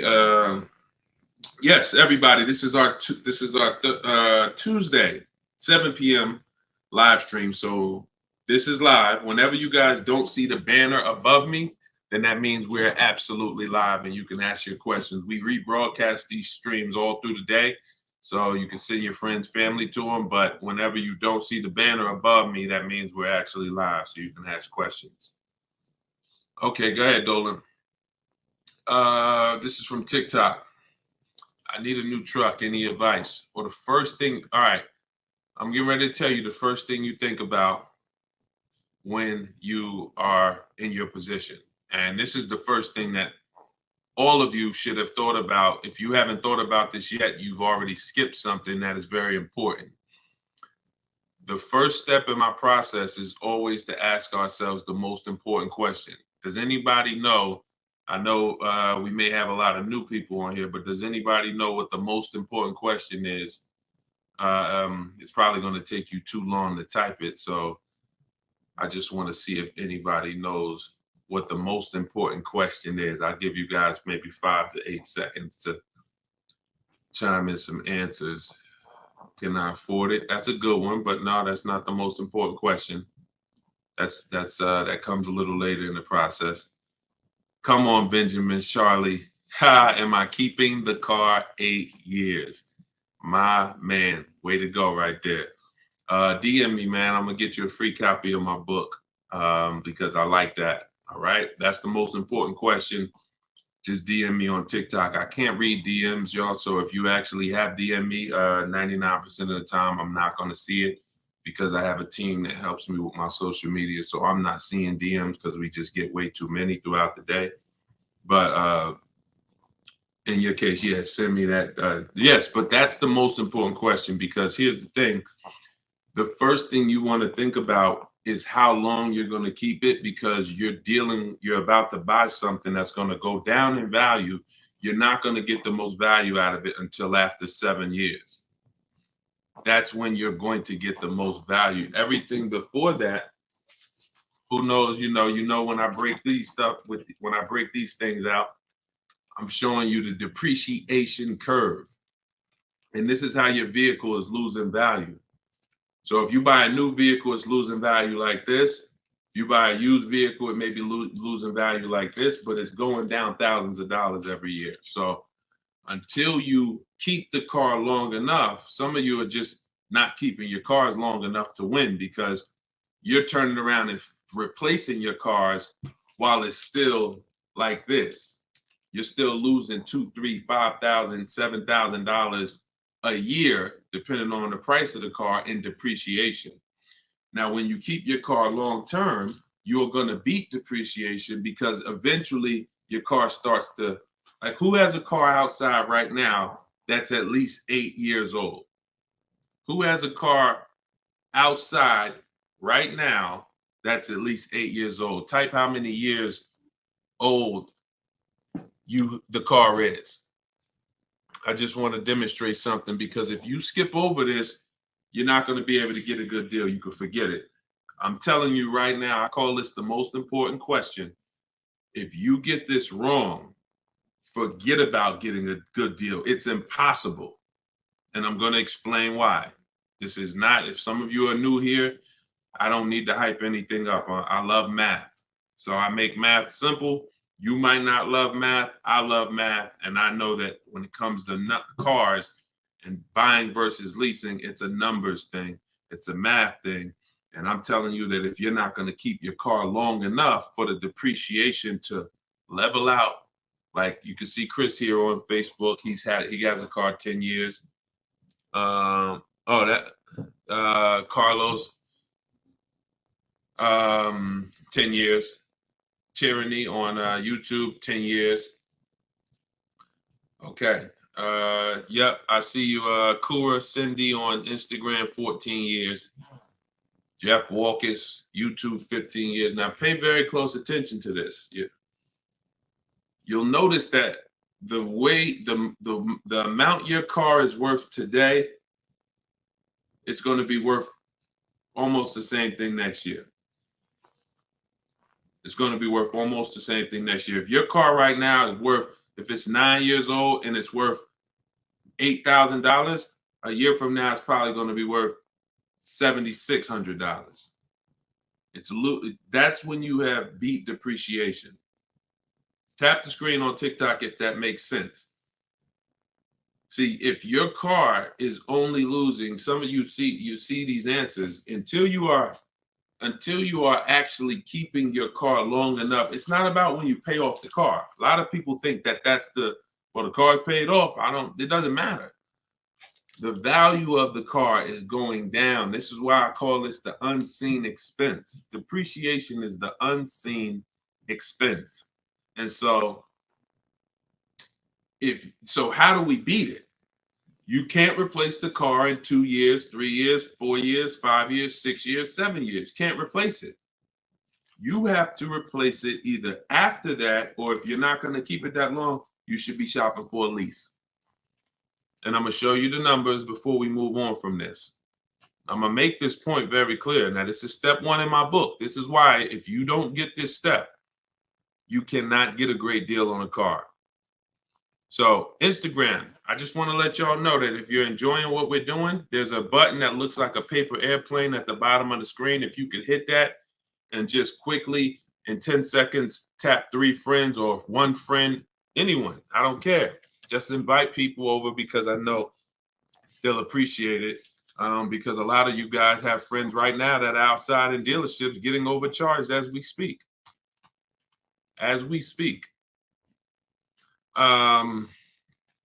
So when you look at long term, here's what you need to see. Look at this, and I'm gonna show you to end this question from TikTok, and why this is what I call the most important question. It's the first question: how many years am I keeping the car? Because look at this. I'm gonna use an example of this lease deal that Zafrina just got. So now, Frina she shops for a 2024 Jeep Grand Cherokee. It's a $65,000 truck. She got an incredible steal on this vehicle. Her payment is $579 a month on a $65,000 truck. No money down.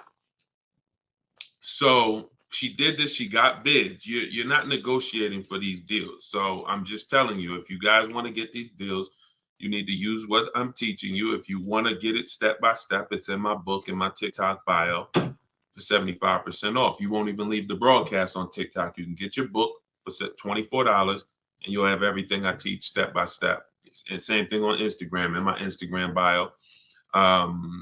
You can get it for 75% off for 30 minutes. So I want to show you guys this. And you know what? That lease deal is too great. I don't even want to use that. Let me use something that our average people are getting no problem. Because Zafrina's lease deal was just ridiculous. $579, $65,000 Jeep Grand Cherokee. From home, by the way. 60 minutes. Maybe she put in 90 minutes. It was her first time using this stuff. 90 minutes. So Danielle got $550 a month. First payment was all she gave them, so there was no money down. She got an Audi A3, $44,000 new vehicle. She's paying $550 a month. Now I'm gonna ask you guys a question. Danielle gets this sitting at home. She said due to circumstances, because some people like Deshone, she might have had time, a lot of time to do this. You know, I need a car in like 30 days. But she said, due to circumstances out of my control, she posted this in our Facebook group. I had to lease something quickly. Yep. I took the course last weekend. Now, by the way, my book is my course.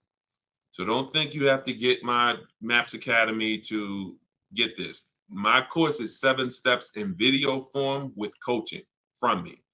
My book is 7 steps in book form, and they're the exact same steps with the exact same scripts. So it's just how you want it. Some people like Deshone, I went with the book, like Tiffany.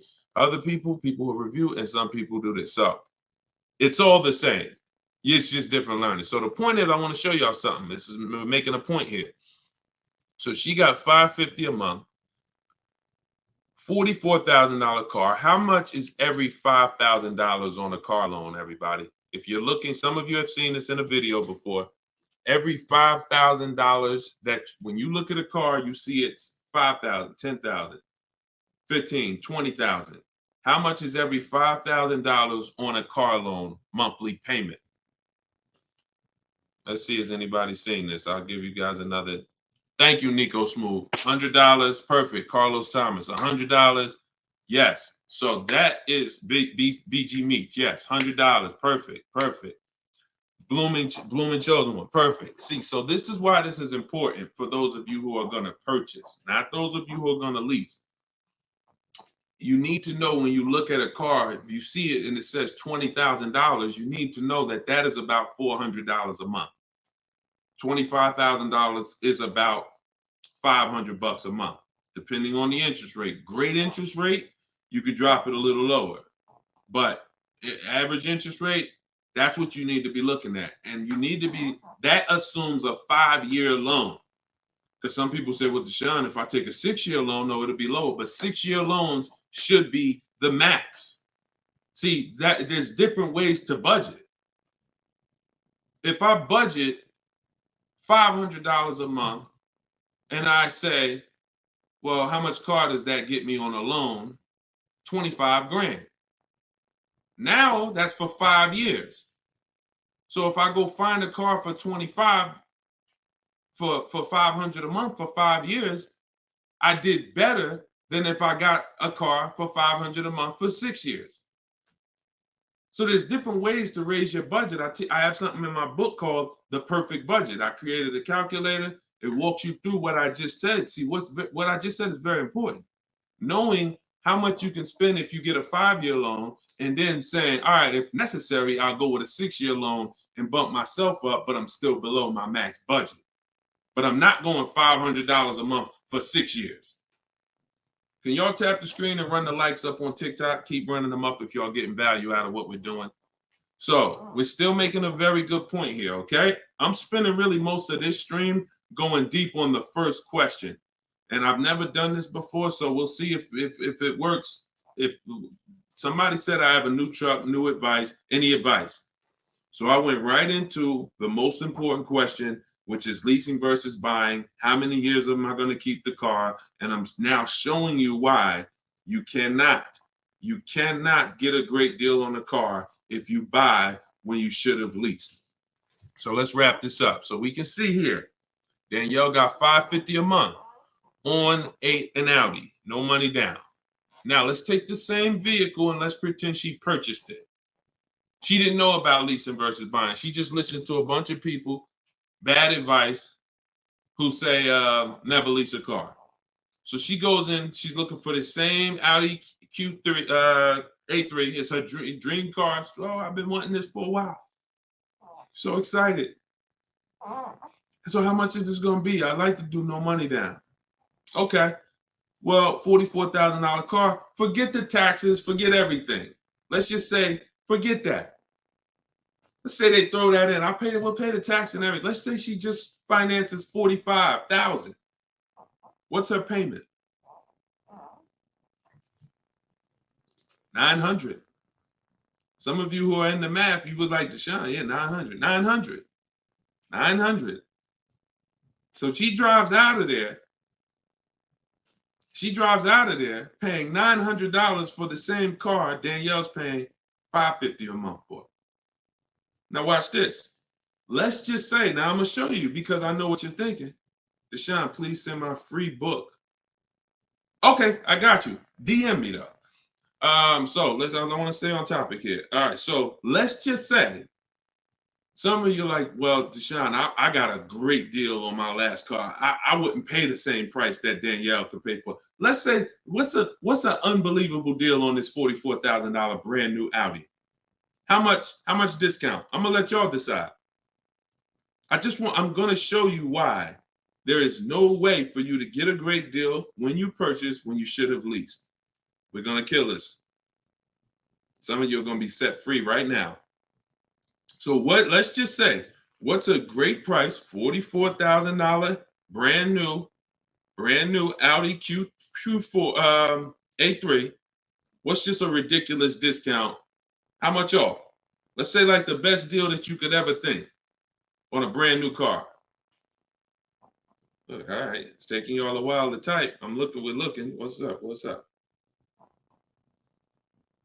Heck, none of y'all ever saved money on a car before? Some people, oh, Deshone, I didn't think we could get discounts on cars. All right, I like that. Nico Smooth, I like that.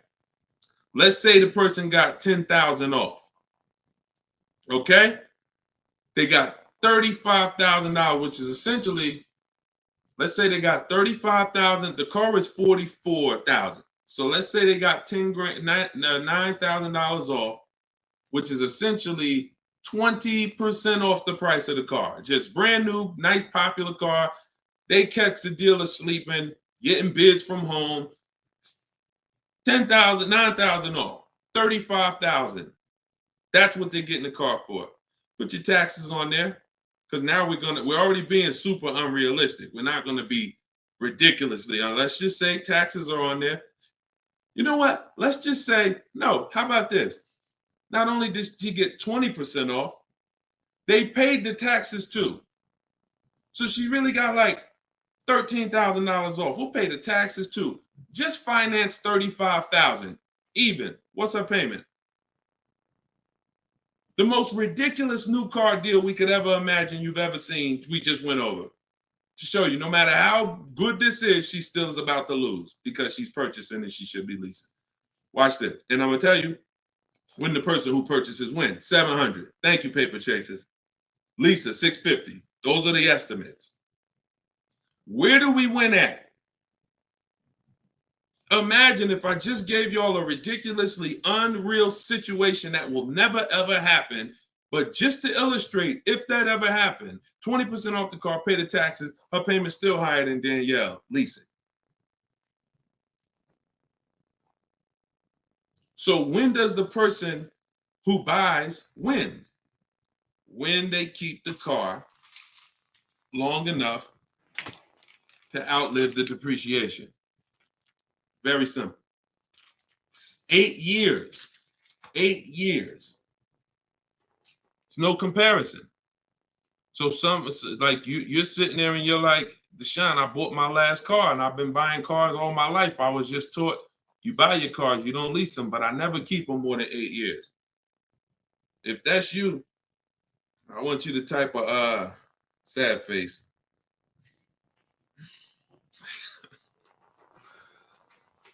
You've lost a lot of money. So what would you rather? Would you rather never hear about this, really go all your life listening to bad advice? And we might wrap this because we still got time. Before we even go back into more questions, we actually may go a little, because some of you are like, Deshone, well, what if you buy a new car, a used car? Because you just compared that to a new car. All right. So let's just go back one more time. Let's pull up Danielle's because we're on that scenario. So we already said Danielle drove out with a $550 a month lease, paid her first month's payment. Best impossible deal that'll never happen, unrealistic, made up, make-believe deal we just ran was still a higher monthly payment. So imagine with somebody who just goes in regular negotiations, maybe gets $2,000 off the list price. They're leaving paying it's people right now paying $800 a month for this car, $700 a month, easy, no money down. If they didn't put money down, some people tell you, oh, you know, well, I'm paying I got an Audi and I'm paying only $6 for it. They never tell you that they put 10 grand down. They never tell you that they put 10 grand down. They forget about that because the day they give the dealer 10 grand, they want to forget about it. So they're definitely not going to bring it up in the story. No money down deals. This is what you're doing most times when you're leasing. So let's go back. Let's say somebody decides they're going to get a good price on a used one. Let's just throw this scenario in here real quick to end this. Instead of a $44,000 brand new one, they find one for like 28. Great used car price, 44,000 new. I got one for 28, maybe 4 years old, low miles, 36,000. Great deal, below market deal. Get it for 28.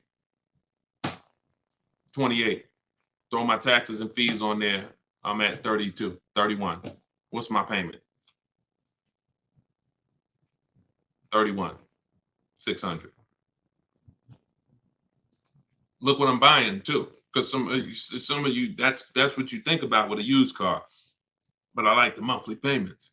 But Danielle's driving a brand new 44,000, never been titled. She's the first person to sit in this new car smell, like real new car smell. Latest and greatest options and features, full warranty. If anything breaks on the car, she's covered for 4 years. She won't lease it. She won't have the lease for more than 3 years. She's paying $550 a month.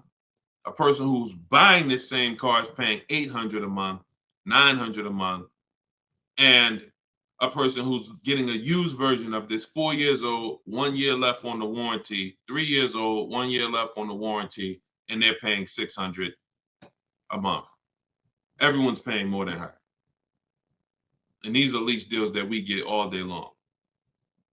Everyone's paying more than her. We can put every scenario. Only person that's not paying more than her is somebody who just drives like a 10-year-old Audi, 12-year-old Audi. They go pay cash for it, buy it from Facebook Marketplace or something like that, or people who go to the auctions and get, like a 12-year-old one. Those are the only people who could, flip cars and not lose. Everybody who's buying new cars, newer cars, is paying more than her. It's people paying $500 a month because they bought their Toyota Camry. They're paying $600. So you're paying $600. She's driving an Audi, $44,000 vehicle, no money down. You're paying $600. You're driving a Toyota Camry that you're not going to keep for more than another 2 years. Any car, replace it. Chevrolet, you could pay, Camry, Honda. You're not keeping these cars more than 8 years, and you're paying these ridiculous car payments, and you're the ones that, unfortunately, because you believe bad advice, you are not winning. You're losing. But would you rather me not tell you? God willing, you're like, man, I'm glad I'm young. I'm going to still buy more cars. Most of you are still going to buy more cars. It's good for you to find this out now rather than you never found out and you just passed it down to your family and your kids. And now They heard they don't lease. Now you got your 25-year-old. He never heard about leasing. He goes and he gets himself a $30,000 car because he got a good job. He said, all right, I could afford a $600 a month payment. He gets a $30,000 car. His payment is $600 if he put no money down, or maybe he put 10 grand down, whatever. Point is, he's paying between $400 and $600 a month for this car when he could be leasing a brand new version of that car for $350 a month. $350 a month, $600 a month. These payments are nowhere close. It's nowhere close. Depreciation is the unseen expense. So this is all step one. See what I'm saying? So when you're reading my book, you're going through leasing versions. I got a video on this, by the way. This is in my digital book. I'll link to certain videos to help you guys really understand certain concepts. But this is what we do. This is step one. Leasing versus buying is step one, because I know who was taught, be honest, never lease a car. Type me if you were taught never lease a car. You don't need a down payment, Lisa, and you don't need excellent credit. You need good credit. No down payments. I can show you right now, Lisa, on the screen. You can't see it because we rebroadcast these shows on TikTok, but you'll see it on Facebook, YouTube, or Instagram because they can see the slides that I'm sharing. Like every deal that I'm gonna show, like Kimberly. Look, she got a $91,000 Maserati, $944 a month, 39-month lease.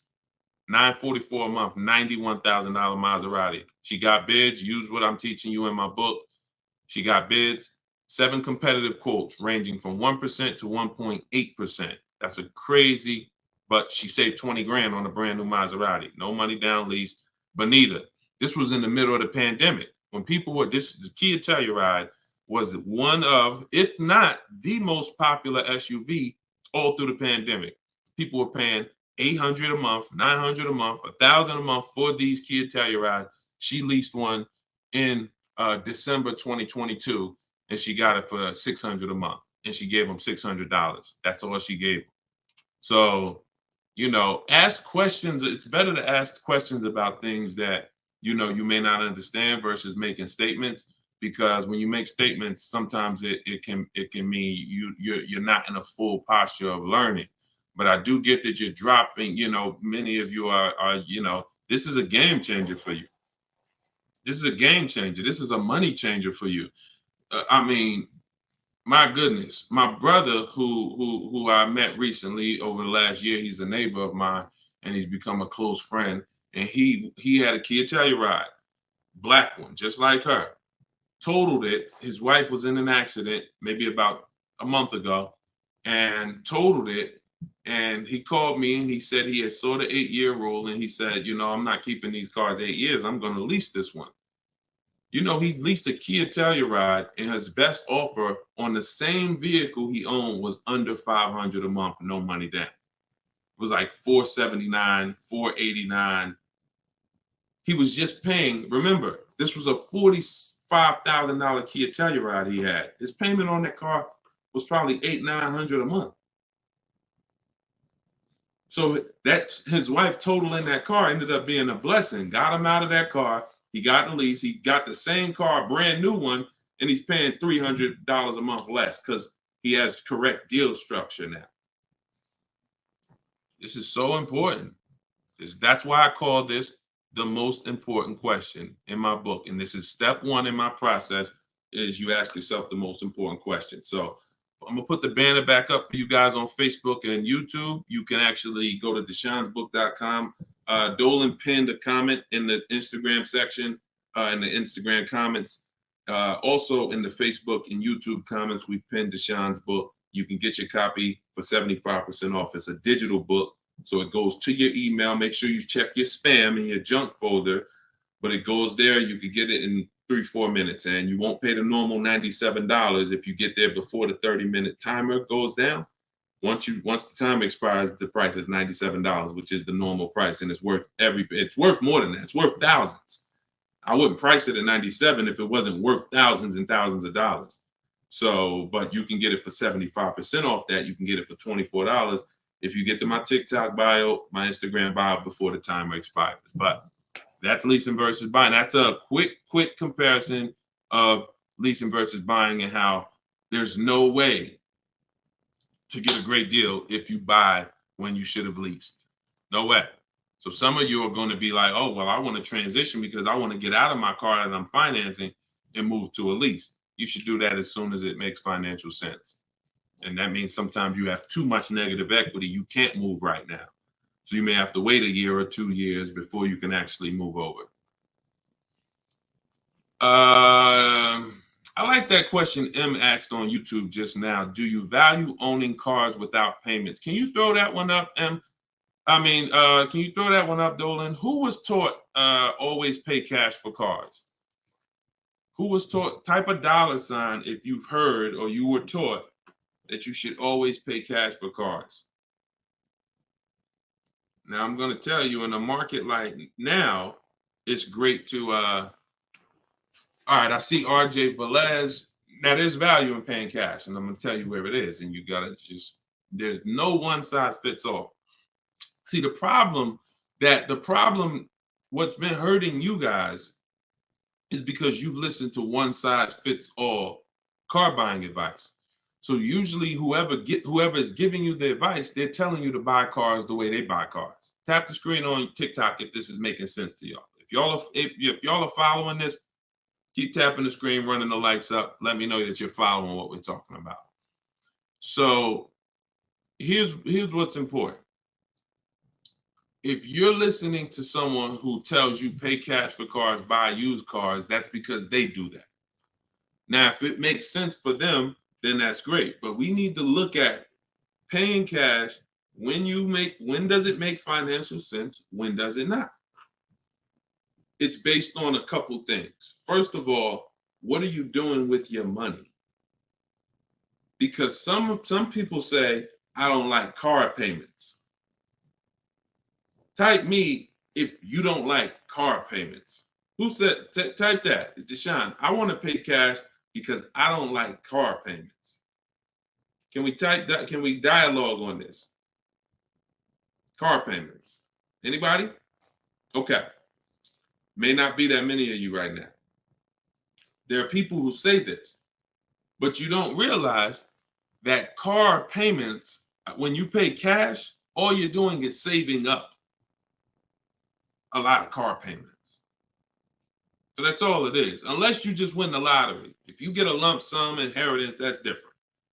But if you have saved up $15,000, $20,000, $18,000, and you want to pay cash $25,000, then all you did was save up a lot of car payments, okay? Or save what could have been car payments. You can put them in a savings account and just have the car payment come out. So you can literally say, all right, I'm going to put this cash, $25,000 in a savings account, and that's where my car payment's going to come out of, so I don't spend that. If it makes more sense for me to pay cash, then I'll take the cash. And when it usually makes sense is when the rates are very high. If you can't get a rate that makes really, really, good financial sense, and I mean like we get bids for our rates. We make banks bid, we make credit unions bid, we get multiple offers in what I call the bank bidding war.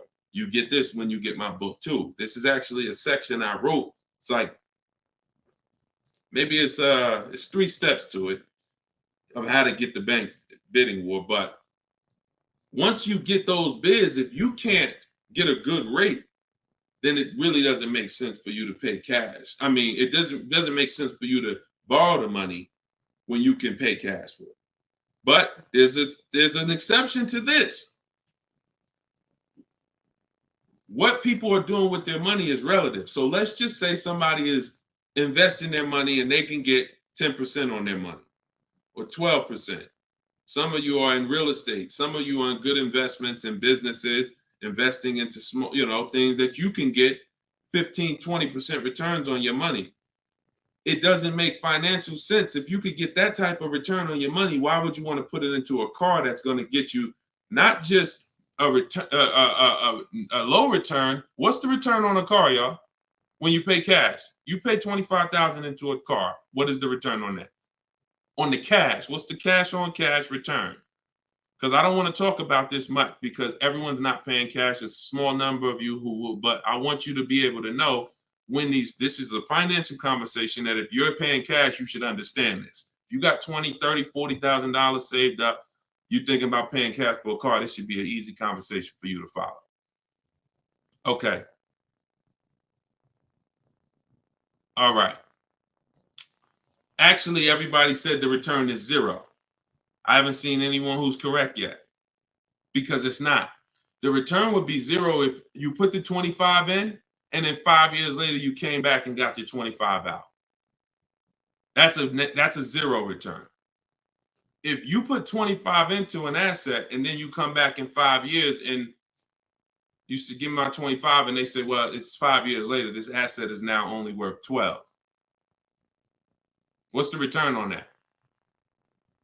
What's up, Big Spoon? What's the return? Not 0. It's negative. It's negative. So you wouldn't take money out of investments that are getting you 10%, 12% or more to put into something where that cash is going to be a negative return on your cash. So that's one thing to consider based on who you are. Another thing is to consider if your money's not invested, you're not doing anything with your money, then just keep the debt down. Keep the debt down. Another thing we do is we see if there's any special rates on the car we're buying, because and when rates are high, traditionally, you're not getting a low rate from a bank or credit union. Rates are 6, 7, 8% on average. You're not going to see 3%. But sometimes you'll see 3% as a special rate. That's car specific. So if I'm shopping for a Mazda CX-5, I'm going to check to see, do they have any special rates this month on the car I'm shopping for? It might be 2.9, 1.9, 0% sometimes. And these are instances where it doesn't make financial sense to pay cash. If I can get this type of rate, use the bank's money for a very low percentage, and then turn around and use my money and keep my money invested or keep my cash. Maybe you just want to have your cash. Once it's in the car, you can't get it. So once you put your money cash in the car, you can't get that money back out until you sell the car. But if you can keep the money and get the car, now you have your cake and you eat it too. I still got my cash, but I'm leveraging the bank's money, paying them small amounts of interest to use it. So people see interest as the only loss. I don't want to pay interest. That's programming. That's not what would be talked about in a finance conversation. And if you want to get religious, because some of you say, "Oh, I don't want to pay interest because of religious reason," then it's a partnership. It's not a debt. It's a partnership. Anyway, let's not get all into that.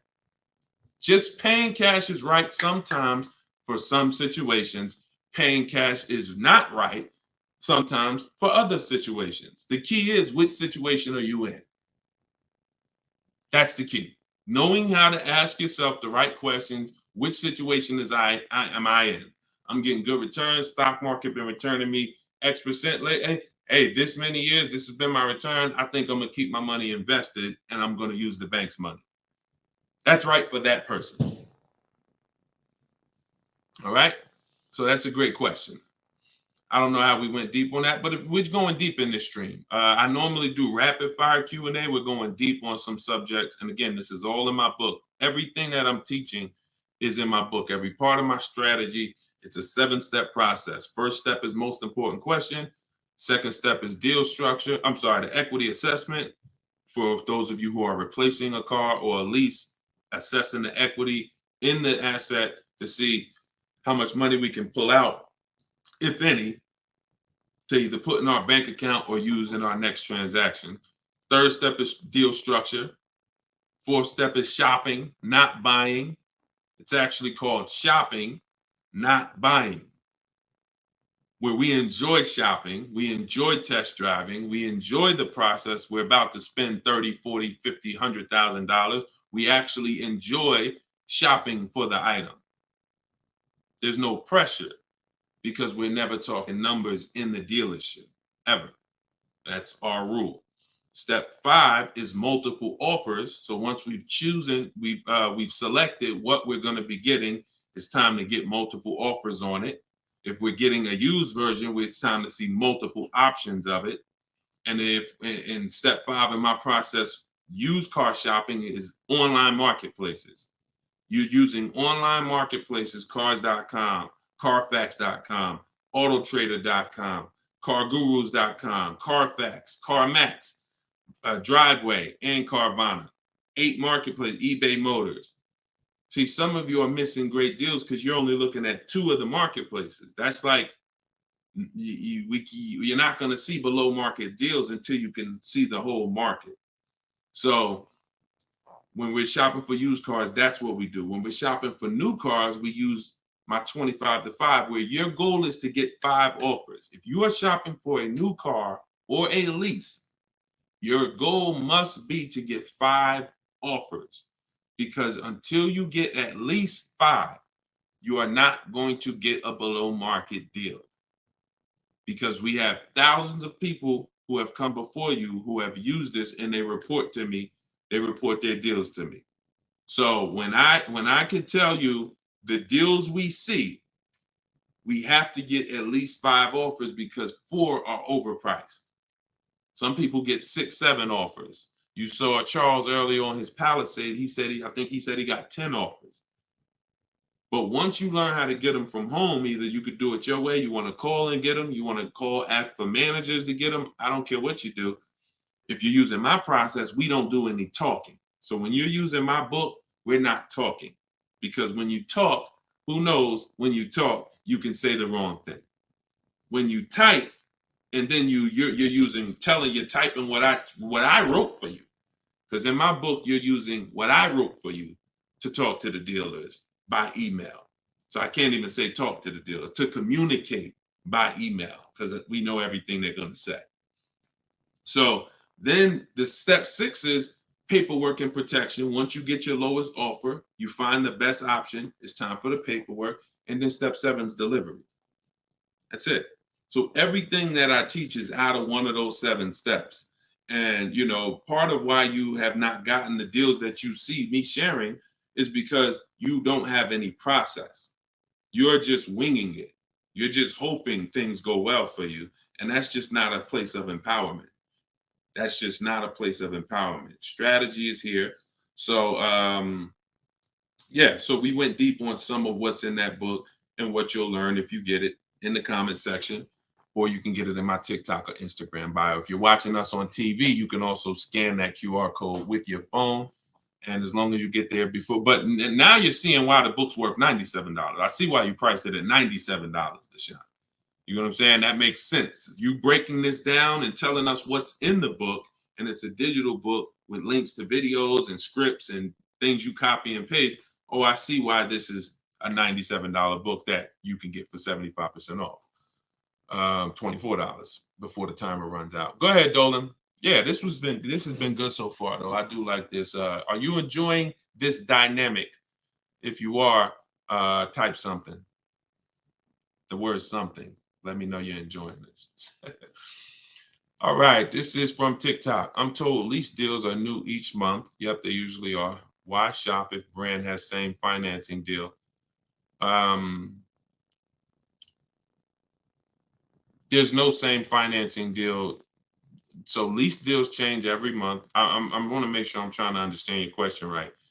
I'm told lease deals are new each month. Lease deals usually change every month. Sometimes they'll run the same one for 2 months, but usually something changes about the lease deal either every month or every 2 months. Why shop if the brand has the same financing deal? Well, we're shopping for offers. So shopping is to get offers. The financing versus leasing is the first question you should be asking yourself, though. Because as we spent a long period of time talking about earlier in the stream, one offer is not, you can't get a great deal if you buy when you should have leased. So if you didn't see that, definitely watch the replay on YouTube or Facebook. But there's no, the financing and lease deals are extremely different, and they're going to be entirely different prices. And we can't even depend. We don't even. Another thing you're doing, if you're buying a car, looking at the special finance deals is important, because that's how we see if they have 0% or 2% or 3%. But looking at the lease deals is absolutely pointless. Looking at the lease offer is, I don't even call it a deal. It shouldn't be called a deal. Anything that 100 people can come in and get is not a deal. They're not going to offer a deal to 100 people and say, hey, come on in and we make almost no money. See, what Charles paid, look, on his Palisade, $48,000 Palisade, he's paying $597 a month. Sean getting there, he got his F-150 Lightning XLT, $73,000 truck. His lowest bid, he saved, he got it for $4,915. What's this? $21,000 off is what he got. We're showing it on the screen right now in case you think we're capping. You know, we don't need to. You know, this is, look, Frina, y'all saw Frina, 579. This is Tiffany, who wrote us in when she got her deal using my book. She said, I believe we got a good deal from what we learned from the book. Look, it was a $44,000 MSRP that she got $6,530 off the price. That was her lowest bid. So you're nowhere close to what normal people are paying and what is advertised on these vehicles. What's advertised on these vehicles is not a deal. A below market deal is something where the managers don't really want to make it. But you know what? It could happen for a number of reasons. Somebody wants to beat their competition. Sean said he had to go 100. We shop out of state. You'll get very used when I walk you through shopping from home, and you know, you'll see. I mean, if you're gonna do it your way and you get used to it, you'll see you're in more control. You're in control. So, but a lot of times your best offer is going to come from a dealer that's not close to you, because the dealers that are close to you feel like, why do we need to give them a deal? They're going to come in anyway. Because that's what most people do. You're going to walk in the dealer anyway, and you're going to talk numbers and try to negotiate. That's what most people are going to do. Why do we need to give these people deals? But this person who is now talking to multiple dealers from home, they hold the cards. We hold the cards. And then one person wants to beat everybody, and they do that. But you gotta, I'm gonna say this and then Dolan throw the next question up. If everyone could get below market deals, then they wouldn't be below market deals. They would be normal deals. It would be the average price. Y'all, is that clear? Is that clear? If everyone could get below market deals, if it didn't take strategy to get below market deals, then they would just be regular deals. You know? All right, this is Rhino from YouTube. What is a good range of credit score to go for a lease? Great question. Anytime you guys hear a question you like, just start tapping the screen, please. Appreciate y'all continuing to run the likes up on TikTok. What is a good range of credit score for a lease? So what I teach is the parameters. It's more about profile versus just score. The score is one step of your profile. It's one portion of your profile, score. But you also have income. You have something I call comparable credit. I don't call it that. The bureaus call comp credit, which is you've had a car loan before. So you could have a lower than fair credit. You want to be in at least fair. If you're in the fives, I wouldn't go a lease route. I would go a different route, which I have in my book. You get a smart car, set yourself up for a lease. Not the smart car that y'all thinking of, those little ones. It stands for saving money at the right time. We get the smallest car we could get a loan on, pay the payments for 2 years, then we flip into a lease. Because again, payment history weighs very big. So, but if you're in the 620, 630, but you got on-time car payments for the last 3 years, 2 years, 5 years, you might have, high balances with your credit cards, but your car payment has been paid on time, but your credit score is low because you're using a lot of your available credit. So in that case, you got a great shot of getting a lease because you're replacing a car, you're replacing a payment, you're not adding a payment. But usually, 650, 660 and up. 660 and up is usually the best to stay out of that manipulation zone. But again, if you have a lower score than that, but you have good income, good, you've been at your address a long time, these are things that weigh in the profile. You've been on your job a long time, versus, hey, you might have a 700 score, but you only been on your job for 6 months. That could affect you. So it's not just score, it's profile. But most leases are easier to qualify for than you guys would believe. I got my first lease and I had a 6-something credit score. Now I did have to pay, I remember $25 more because of my credit score. I didn't get approved at the first tier. I went up $25 or something like that. But I was still paying $256 a month for a brand new Pontiac G6. It's a $20,000 car. So I had friends that were paying $500 a month for Toyota Corollas, $20,000 cars. $23,000 brand new Toyota Corolla. They're paying $500. They're paying, and I'm paying $256. These things make a difference in households. Thank you for answering, brother. Just purchased your book too on your website. Enjoy it, brother. Now, I don't even say enjoy it. I use it. Use it. And there's 2 ways to use it. I don't recommend going through the book and then shopping. I recommend you don't, the book is written in a way where I ask you, it's like if you called me and said, hey, D, what's my first step? Here, do this, and then call me back.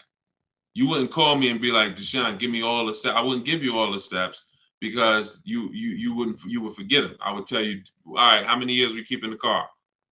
4. Okay, we leasing. How many years we keep in the car? 10. All right, we purchasing. Then we're gonna move to the next question. We need to do our equity assessment. Go on these websites, call your bank, get your payoff, do these steps, call me back. Okay, boom, I did that. All right. So once you put those things in an order, you'll see that you threw me off, Dolan, throwing that question up. But yeah, Rhino should. Oh yeah. Anyway, what I was saying is use it. So you could go through the book. I would recommend you go through it, do 1 step, check it off before you move to the next step, so that by the time you get to step 7, I'm congratulating you, saying, let's get ready for delivery. Not, oh, I'm at step 7. I read the whole congratulations. Oh, that was so nice. That nice message you write to us when we get our cars at the end. That's nice, Deshone. You shouldn't be reading that until you got your car. You get what I'm saying? I'd rather you go through the book that way. It'll be a lot quicker, a lot more effective for you. All right, but use it. Use it. Great. All right, Dolan, throw that up for me now. Thank you, man. Appreciate you. Okay, Freon on YouTube said, what about refinancing when the rate drops? Absolutely.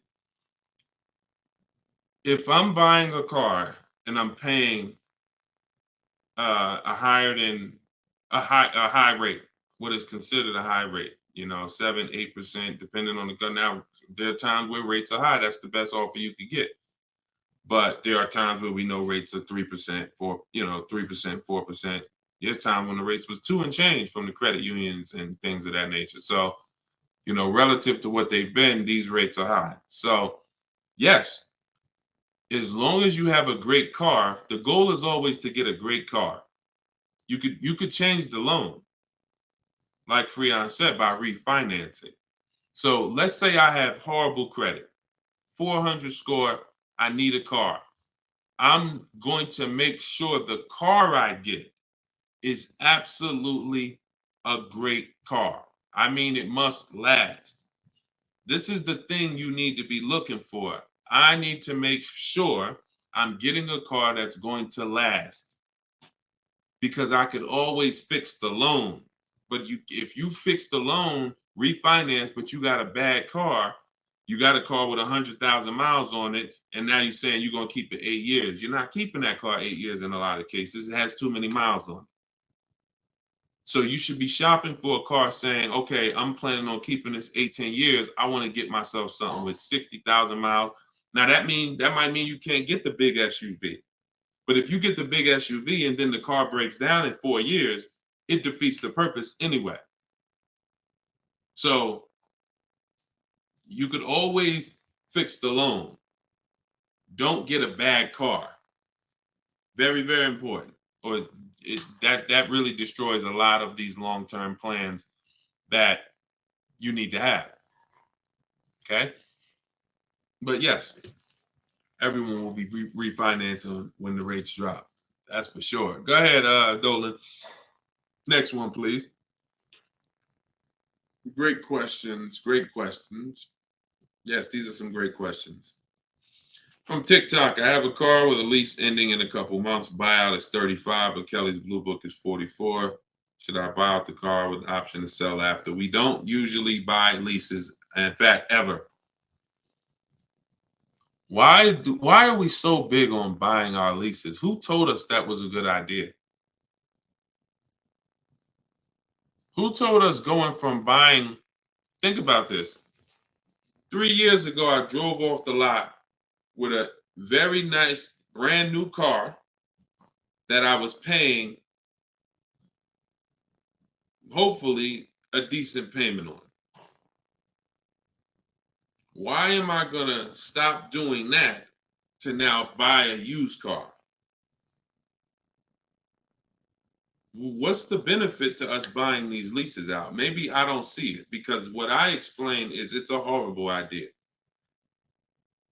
It's a horrible idea. One exception, if you're keeping the lease 8 more years after you buy it, then it's fine, because it's just like you bought a used car. So you really kept the car how many years if you leased it for 3 years and you're keeping it another 8? See what I'm saying? 11 years. So you're going to win. It's still a bad idea, but you'll win somewhat if you keep the whole car 11 years, because I'm going to tell you why. Once you get a used car, you reset everything. You got a new, that's a whole separate transaction. If you lease a car, your payment on that lease is going to be, let's just say your payment on the lease is $450 a month.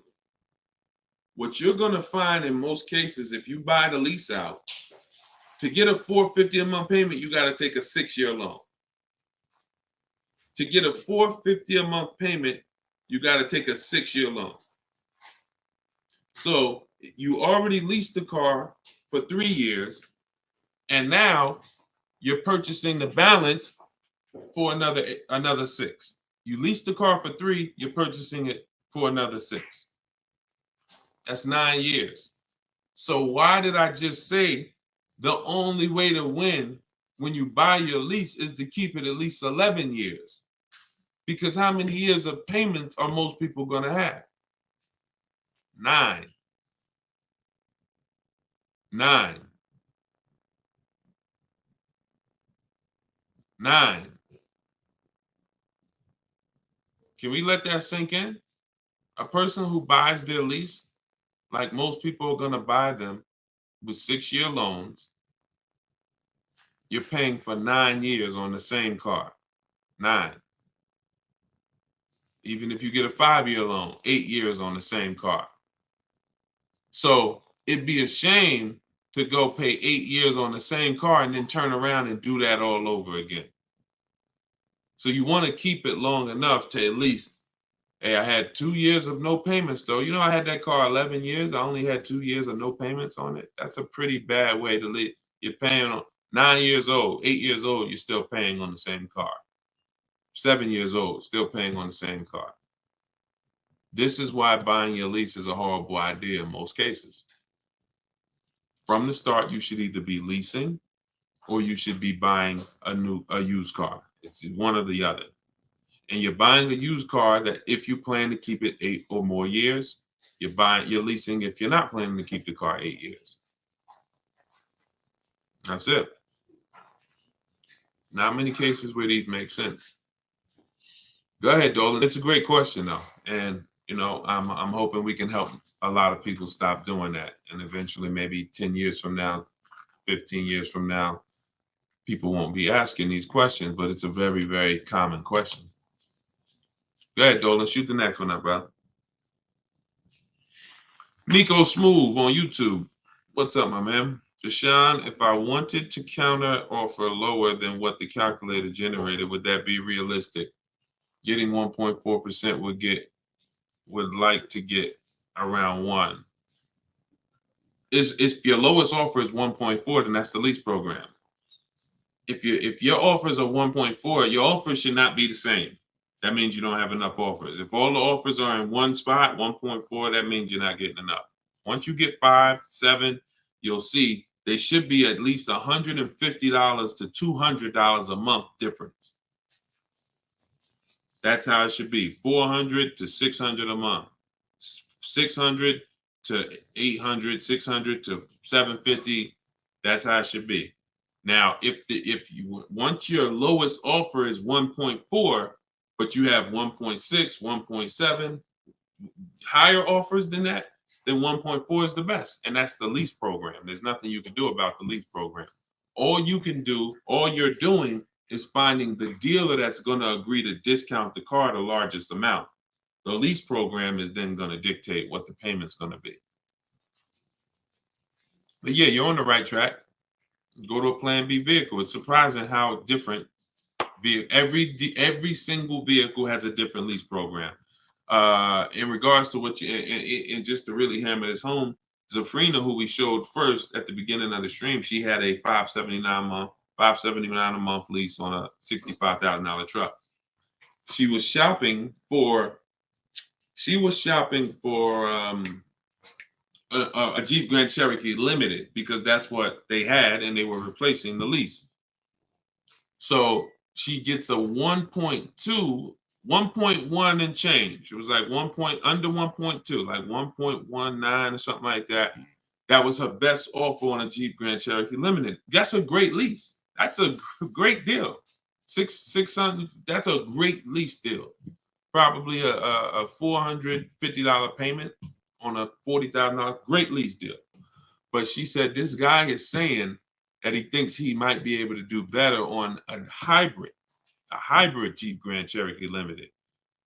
He said he could probably get me below the 1%. I said, okay, you need to get 5 more offers at least. Because what if he's saying he could do better on that version, that means that version has a better lease program, which means you need to get your 5 offers again. She called me 48 hours later. Well, she posted in our group saying that she had gotten that $579 a month, which was a 0.88% lease. So that's not only is every vehicle have a different lease program, every trim level has a different lease program. Almost trim levels can have different lease programs attached to them. In many cases, they do. All right, great question though. You could also wait it out, Nico, if you have a little more time and see what the programs are next month. Go ahead, Dolan. You can shoot the next one up. Can you lease a car if you have a bankruptcy? Sure, but you need to rebuild your credit. You need to get your, if you start in blank, I know people that have had a bankruptcy, got a discharge, and they are at a 700 score in like a year. So I will be following Shonda Martin. I recommend her to everybody. She has great strategies on credit. She does a lot of live streams like me, and she has great strategies. So I think she's on every platform. Yeah, she's on every platform that we're on. So Shonda Martin. But yeah, get yourself up to like a 680, which is not hard to do because you're starting fresh. Many times a Chevy or a Ford, a Honda, Hyundai, Mazda, Subaru, these leases don't need you to be incredible. If you have a good job, long history on your job, and a 680 score, you're going to get most of these leases. These are not like luxury leases to the point where they're snooty. All right, go ahead, Dolan. Genesis on YouTube. So how can you lease out of state with the current lease looking to trade in? But I heard Deshone say out of state lease deals are good. Well, if it's the best offer, you go as far as you need to go to get 5 offers. In my book, we use my 25 to 5 strategy, where you're connecting with 25 dealers online in 20 minutes. We go to their websites using the contact tab, and then you have a template of mine that you copy and paste. If you're going to do it your way, you're just writing in, all the details of what you want, when your deadline is, what options you're looking for, what you're over. This is all stuff I walk you through in the book. What you're looking for. Really, it's about the car. You're not saying, hey, I'm looking for a lease quote, I'm looking for a purchase quote. We need to find out who even has a car before we start talking about money. But then the goal is that you got to get at least 5 offers. You got to get at least, and you have to do the equity assessment to see if there's any equity in your current lease. You don't want to return that, and you don't even know if there's any equity in that lease. And the only way you know that is the offers you get are higher than the payoff. It's very simple. Equity is offers, cash offers from CarMax, Driveway, Kelly's Blue Book, instant cash offer, not Blue Book, the website, instant cash offer, Kelly's Blue Book, Auto Nation, sell my car, Car Guru, sell my car. You have to get these offers, and if those offers are higher than your payoff, then you have equity when you sell the car to these people. If you have a third-party restriction, you can't sell the car directly to them. You got to sell to a local dealership. You got to get bids from a local dealership. I teach you how to do that. For those of you who have third-party restrictions, we talk to used car managers to sell our leases. So I've been doing this since 2006. Like, if I wasn't called to build these companies, then I would be. If I wasn't called to build these companies, there's no doubt I would be selling cars, making $200,000, $300,000, $400,000 a year. There's no doubt about it. But that's not the path God had for me. So what I'm telling you is based on me understanding 99.9% of the car buying of the industry inside and out, and giving you the way to actually stay in control, call the shots, have the business come to you, have the banks come to you, have the cash offers come to you, and then you're just simply picking the best ones as they come to you. So this is all in my book, Cars from Home, 7 Steps to Saving Time, Money, and Avoiding Dealerships. It's a digital book. You can get your copy for 75% off in my TikTok bio, in my Instagram bio, or we have a comment pin. Dolan, can you post the comment for everybody again on Facebook and YouTube? Just copy and paste that comment for everybody. And also we'll put a banner up on the screen for those of you who are watching us on television. You can scan this banner with your phone, and it'll take you to the 75% off page. So you'll only pay $24. You won't pay the normal price of $97. But that offers for 30 minutes. Once the timer does expire, $97 is your price to get it, which is still a great price. I'm sure everybody who spent time with us today can see why $97 is going to save you probably tens of thousands of dollars, depending on how many cars you get. Sean saved 20 grand on his first car. So for those of you who want to attend my free masterclass, Everything You're Doing Wrong, Buying, Selling, and Leasing Cars, you can attend that in my bio. We'll also put another comment for those of you who want to attend that. That's about an hour-long class, and I'm teaching very specific. You'll need a notepad for that. That's not just Q&A, although we do Q&A after. So you guys can go watch that, and so we'll put, and that's also in my Instagram and my TikTok bio. So the information's available, y'all. That's the whole point. There's no excuse. Everything that we talked about today is really financial awareness, financial literacy that you have not learned. You haven't heard of it before, but this has been around. We've been doing this for 3 years. Over 2,000 people have come before you. We have over 6,000 people that have this book now. So this ship has sailed. This car buying from home, you're late to the show now. And you can't afford to go buy another car the old way and think you're getting a good deal. You can't afford to do that. I mean, money is very hard to come by for some people, and you need to, I don't care who you are, you should take it seriously. So this is why we're here. And so you can get it from my free videos, from these Q&As, in my book, in my masterclass. I don't care how you get it. You want to join me in Maps Academy and have me coach you through your car buying. I don't care how you get it. Just make sure you get it. Get in where you fit it. All right. So that was episode 17. All right. We'll see you on episode 18. God bless y'all.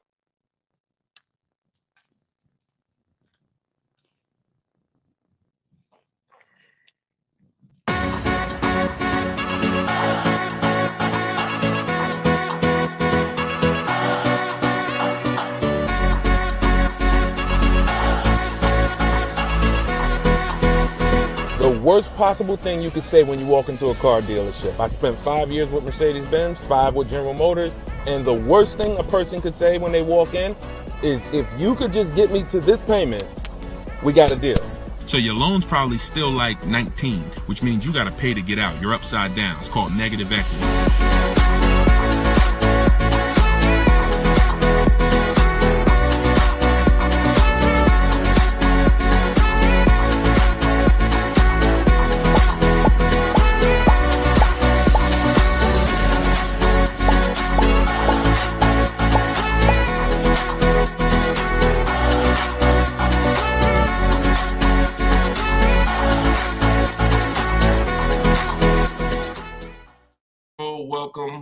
Welcome.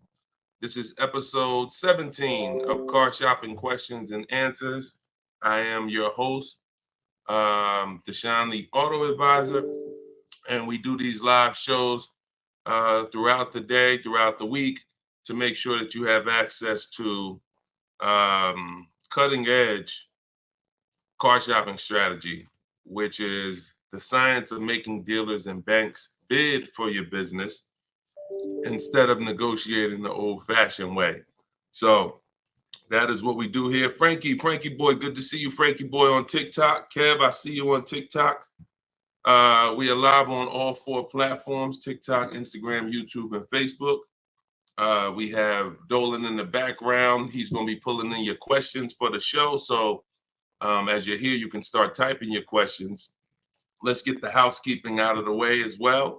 Could everybody who shares great information hit the share button? Also, I'm the author of the new digital book, Cars from Home. It's called Car Shop. It's a 7-step system that we use to car shop, and we get bids from home. Everybody that you're going to hear me talking about today, I'll be sharing a lot of different people throughout the broadcast that use this system, so that you can see the different results that you will get when you start learning to make dealers bid for your business instead of negotiating the old-fashioned way. So thank you to everyone who has reviewed the book. Again, this is our Thursday, 12 p.m. live. It's May 9th, so you guys can start typing your questions if you are here with us live. And for all of you who do want your copy of my new book, Cars from Home, 7 steps to saving time, money, and avoiding dealers. We have a link in the comment section on Facebook for you guys. We also have a link inside my TikTok bio, inside my Instagram bio, that you guys can use to get your 75% off your copy. So you won't pay the $97 price. You'll pay $24, but it's only for 30 minutes. So once the 30-minute timer is up, the price is $97, and it's a great price. So all of these people you'll be hearing throughout the show have used the strategies that are in this book to save thousands and thousands of dollars from home. And that's where I'd like you to be as well. So Dolan, as you get the first questions coming in, feel free to throw them up, and we'll get right to it, y'all. Let's go. Whenever you don't see the banner above me, you know we're actually live. When you see the banner, that means we're rebroadcasting, because we do rebroadcast this show throughout the day. But whenever you don't see the banner, that means we are absolutely live. Okay, so start typing your questions. Type them fast, and we'll get to it. T. Del Mar on Instagram. I'm leasing. Now test drive. Why do I ask for an older salesperson? Won't any salesperson be okay? No, any salesperson will not be okay. Some salespeople will bring you in for a test drive, we talk to people who are experienced in the dealership. So when we talk to them and we ask them, do they have a car that would come in to see, we know 9 times out of 10, they're going to be honest with us. You get a new kid on the block or a salesperson who doesn't care about this stuff, they'll get there. Who's ever gotten to a dealership, was coming for a test drive, and then the dealership said, oh, that car got sold, or that car is not here anymore by the time you get there? If you've ever had that happen, type me. You set up a test drive, you come in, oh, I was coming to see that car. Oh, it sold like, 2 hours ago. It just sold. See, when you're dealing with experienced salespeople who are honest, exactly, Peaceful Grace on TikTok, you understand. So this is why every step that I teach is important. Even things that you might see, okay, why is he telling us ask for this person? It's because if you don't, you run the risk of running into a salesperson who doesn't care. Oh, they'll get there and just, oh, well, that car sold, but hey, I might have another one. Let's look at some other ones. No, we don't go for that. We don't go for that. Our test drive is strategically set up to try to guarantee a successful test drive where we can be in and out that dealership in 20, no more than 30 minutes and coming home. Okay, let's go. Nothing is left to chance. All right, go ahead, Dole. Let's shoot the next one and keep your questions coming, everybody. We'll try to get through as many as we can.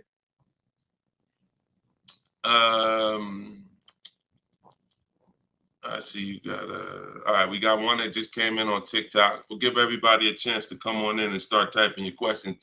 Try to type them all in one question, kind of one long question versus, continuations and continuations. Shaderick Will on TikTok. How do I get out of a finance contract without it being on my credit as a repo? How do I get out of a finance contract without it being on my credit as a repo?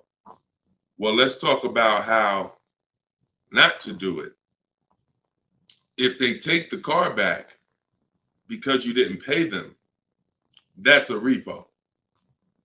So if they take the car back because you didn't pay them, that's a repo. So if you do that, that's a repo. So let's talk about how not to do that. You could sell the car. The only way to get out of a car without it being a repo is to sell the car. So you need to find out what your equity position is in the car. You need to call the bank, ask them how much you owe. That's called a payoff. Get your payoff amount, how much you owe, and then you're going to get offers. You're going to do what we call an equity assessment, where you go into the 6 online car buyers and you get you get these bids. CarMax, Driveway, Carvana, Kelly's Blue Book Instant Cash Offer, AutoNation Cash Offer, and Car Guru's Sell My Car Cash Offer. Those are 6 different cash offers that you're going to get, and whichever one's the highest, that's the one you would take. What's up, Dave DFW? I see you. What's up, Yono? That's how you get out of the car. The only way you're going to get out of a car you want to replace people is to sell your way out of it. Because we don't trade. In most cases, we do not trade because you don't get all the money. When do you get all the money trading anything?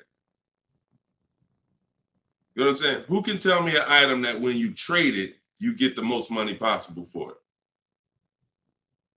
I'll wait. Anybody? What's up, Bobby I Modern? What's up, Bell? See what I'm saying? So we understand. You're not going to get all the money of anything trading it. You sell it. That's the way. And most times, you guys are taking $2,000 to $3,000 to $4,000 less for your vehicles, trading them. You're losing. See, again, you can't take the monthly payment seriously, but not take the price of the car you're buying seriously. Not take the shopping for your interest rate seriously. Not take the selling of your old car seriously. Because you may be more focused on saving $1,000 off the price of the car you're buying, but you're not putting that same energy into how you shop for your loan. You're giving the bank $2,000 or $3,000 more because you're paying higher interest. Or you're not doing this bidding process. You're trading in your cars. and you're paying $1,000, you're getting $1,000 to probably $4,000 less than what you would get selling these cars to online car buyers. So that's how you get out of a car. Only way you can do it is to sell your way out of it, and if you have negative equity, to pay the difference so that you can get out of the car. But if you just let them come take the car, you can finagle anything you want to try to not have it be a repo. It's a repo. It's a repo. And so the time 3 years ago, everyone could have sold their car and really got out of them because the prices of cars were so high. What's up, Alan Denson? Thank you so much. Appreciate you. Yeah, so that's it. Go ahead, Dolan. Shoot the next one in. This is our Thursday live show. My man, Alan Dawson. Appreciate you. Oh, Alan Denson. Yeah, appreciate you, man. Thanks for supporting the broadcast. This one's Optimal Living from TikTok. This is our Thursday, May 9th live show at noon. So whenever you guys don't see the banner above me, that means we're live. You can send your questions in, and we'll try to get them into the show. Grand Rising, I want to buy a used approximately $10,000 or less, approximately $10,000, less than 100,000 miles, 1 or 2 owners, like a Honda, Hyundai, Volkswagen, good gas mileage, easy to repair. Any suggestions? Well, you have a lot of filters there. If you were buying under 10 grand, I would be looking at Facebook Marketplace. I would be looking at Facebook Marketplace because our used car strategy is to look at all the marketplaces where cars are. These are, you know, Auto Nation, Auto Trader, Cars.com, Car Gurus, Carfax.com, CarMax, Carvana, Driveway, and eBay Motors. But if we're looking at a car that's under 10 grand, I would certainly be looking at Facebook Marketplace. Facebook Marketplace is where you're going to try to find a private party owner, not a dealer. Not a dealer. You're trying to find a private party owner that's going to sell you the vehicle, private party, not a retail purchase. A retail purchase is at a dealership that has done reconditioning on the vehicle to prepare it for the market. And so you're paying for that. You're paying probably 10% more for a retail purchase because it goes through the retail process. But if I'm spending under 10 grand, I'm looking at Facebook Marketplace to look at to get a private party sale where I could save probably another 10%, maybe a little more below the retail price. But that's really depends, price specific. Same thing with selling cars. When we get our bids, if our car is worth less than 10 grand, we usually I always tell people, it's in my book, if the car is less than 10 grand, when you get your offers, you could get probably 1,500 to 2,000 more listing it on Facebook Marketplace. So if my highest offer might be for 8 grand from CarMax, everyone else is offering me 7 and 65, and I'm gonna throw it on Facebook Marketplace if I have the time, and I'll sell that car and usually get a $1,500, $2,000 above. So it's the same difference. I would shop on there if I was looking for a car under 10 grand. I would sell on there if my car was worth under 10 grand. See, when you start going with cars that are worth 15, 20,000, trying to put them on Facebook Marketplace, most of the buyers there need a loan. Most of the buyers on Facebook Marketplace need a loan. So when you get there, they're not going to be, you know, most people don't have 20 grand to bring a private party. That's just most people. So the buying pool is very small for 15 to 20 grand, 30 grand private party. But the buying pool is very big for under 10 grand private party. So you always want to go to where the buyers are, where the best opportunities are. So yeah, that's what I would be doing. Great question, Optimal Living. All right, keep the questions coming, y'all. I see Sharita said, hey, I got the book. I'm stoked.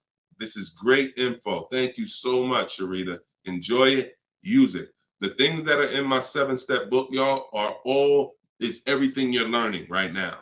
So everything that I'm teaching you is out of one of my 7 steps in my car shopping process. My book is called Cars from Home. So it's all designed to teach you the science, walk you through the science step by step of doing 90% of your car purchase from home, 90% of your savings are done at home, not in a dealership. The only thing we're doing in a dealership is test driving, is having our car appraised if we have a third-party restriction by a used car manager, and picking up our car if they don't deliver. Those are the only three things we are doing inside a dealership. All the negotiating, the price saving, the shopping the market, the research, the working with the bank, that's all done at home. And some people, some of you are going to do 100% of your purchase from home. If it's a new car or a lease, some of you could do 100% of it, because if the dealer delivers, literally you never went into the dealership except for the test drive, and then we get our bids and we accept the best offer. This is somebody who just got a bid. You can see the dates not too long ago. I contacted 25 dealers. Some of you know my system is used to, we connect with 25 dealers, with our goal being to get 5 offers. Because what percentage of offers is overpriced? Let's see if anybody on here knows. If anybody's been spending time with us, this might be a lot of your first time with us on the stream, but what percentage of dealers is overpriced? Let's see who knows. And this is why you must get at least 5 offers. At least 5 offers, because what percentage of dealers are overpriced, everybody? Let's see. All right, we may got a lot of new people on here. Maybe nobody knows. No, not 100%, Twan. Not 100%. Thank you, T. Delmar. 80%. Exactly. 80%. T. Delmar Instagram got it. 80% of dealers are overpriced. Now, this is not my opinion. I'm telling you guys. I've been working with people all around this country. I opened up my car buying school, Maps Academy, 2021. We have probably over 6,000 people now that have our book. So people report deals to me. I have hundreds of people who over the years report their deals to me. And that's what we see. We see 80% of the quotes we get are higher than the best quote. So when you get your 5 offers, one of them is going to blow the other ones away, but the other ones are going to be significantly higher. And when you look at somebody like this is Teddy. Teddy he said, I received 10 offers. He said, I only used the scripts provided. So in my book are the scripts he's talking about that you copy and paste. This dealer's initial quote came back at 937. Using the counter offer calculator, which you have in my book as well. Using the counter offer calculator, I countered at, I closed on this, wait, hold on, I can't even read. I closed on this 2024 BMW i4. MSRP is $73,855. $73,000. Pay attention to this, y'all. I counted at 829. He came back with 856. My highest offer during this process from a different dealer was 1123. My local dealer, there's a lot happening here in this post if y'all pay attention and dissect it. My local dealer came in at 986 and even told me in an email that he didn't think I'd find a better deal out there. I didn't speak to one salesman on the phone until after the credit was ran and the deal was secured. I even got them to cover my last 2 lease payments. This is how you get, see, if I was to ask Teddy right now, Teddy, bet me $1,000 that there's not a better deal out there. He'd most likely take the bet because he connected with 25 dealers. He got 10 offers. He used it. You can never accept a deal without countering, because we don't know what the bottom is until they say no to the counter, or until they say, no, I can't do that, but I could do this. Now we know they're at the bottom. So all of this stuff can't happen. You're not going to have price assurance, which means you guarantee you paid the lowest price, and you're not going to be able to get these numbers until you sit at home and start getting the offers at home.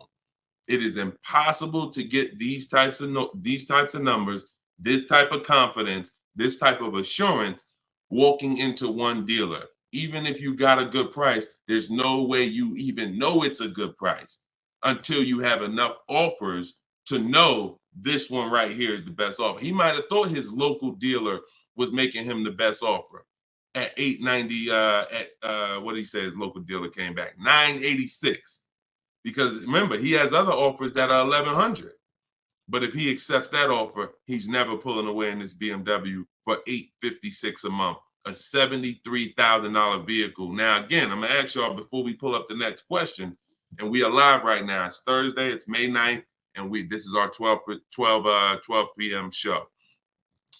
Once again, I'm gonna ask y'all a question. When you look at what he's paying, some of you have seen every $5,000 on the price of a car is how much a month?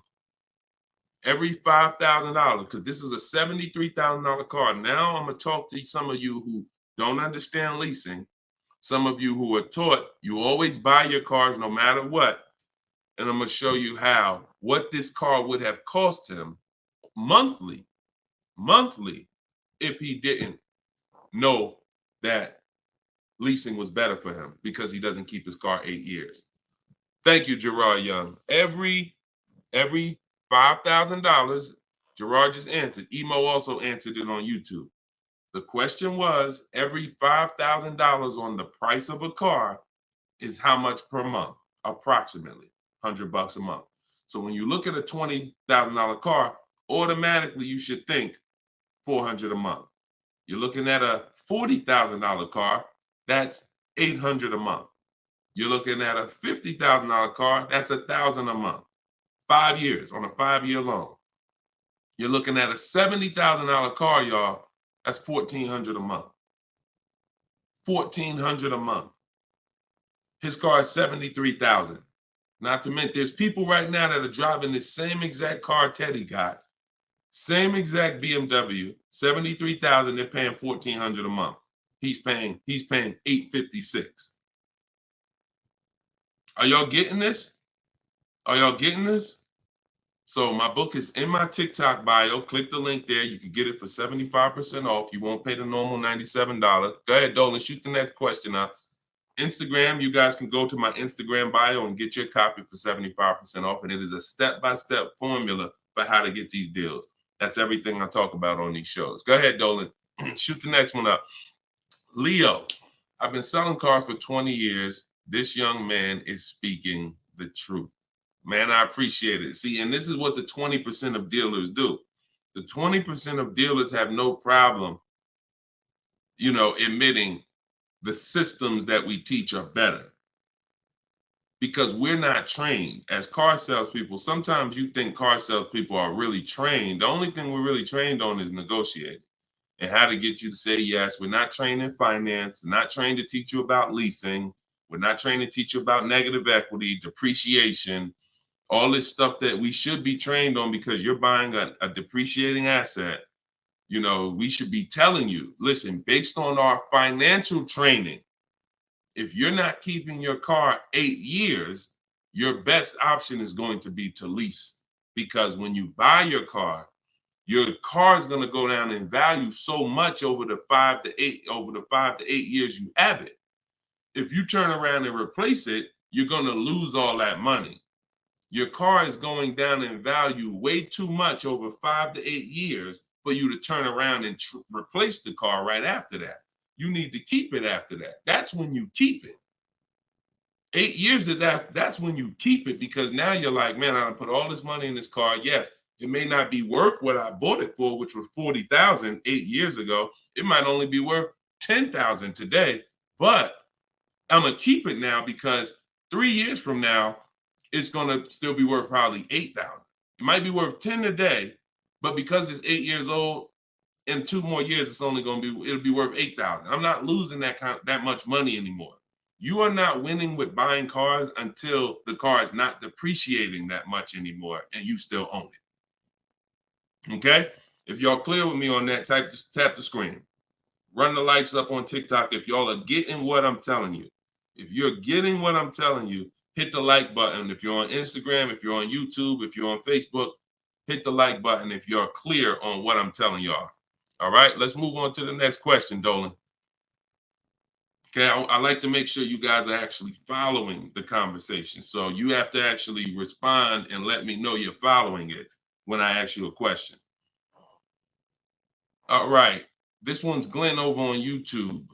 If your car lease is up in 6 months, how do you go about trying to sell your lease? Well, the first thing you're going to do, first of all, this is a great question. Glenn said, how do you sell your lease? Now, step 2 in my process. It's called the equity assessment. My book is called Cars from Home, 7 Steps to Saving Time, Money, and Avoiding Dealerships. Step 1 is the leasing versus buying question. Step 2 is the equity assessment, which means if you have a car you're replacing, we got to get the most money for it. And that's never going to be with a trade. So we have to see, is there any equity in our lease? Now, we are not assuming this. We are going to do this process and see, because some leases have no equity. Some leases have a good amount of equity. Like, hold on, I just had somebody write me talking about equity they got in their lease. Hold on. Didn't talk to, I think it was this person. Oh, but I cut off their post. Somebody said they just got $4,000 here, and I always like to say this. I always like to show this stuff so people understand. You know, we operate with documentation. So when you are getting how you determine if you have equity is with cash offers, not with algorithms. Kelly's bluebook.com. Blue Book says my car is worth this. That means I have equity. No, Blue Book doesn't buy cars. So what you want to do is you want to determine if you have equity by calling your bank. You're going to get your payoff, which is how much you owe. And then you are going to go on the websites that I'm laying out for you. It takes you 20 minutes.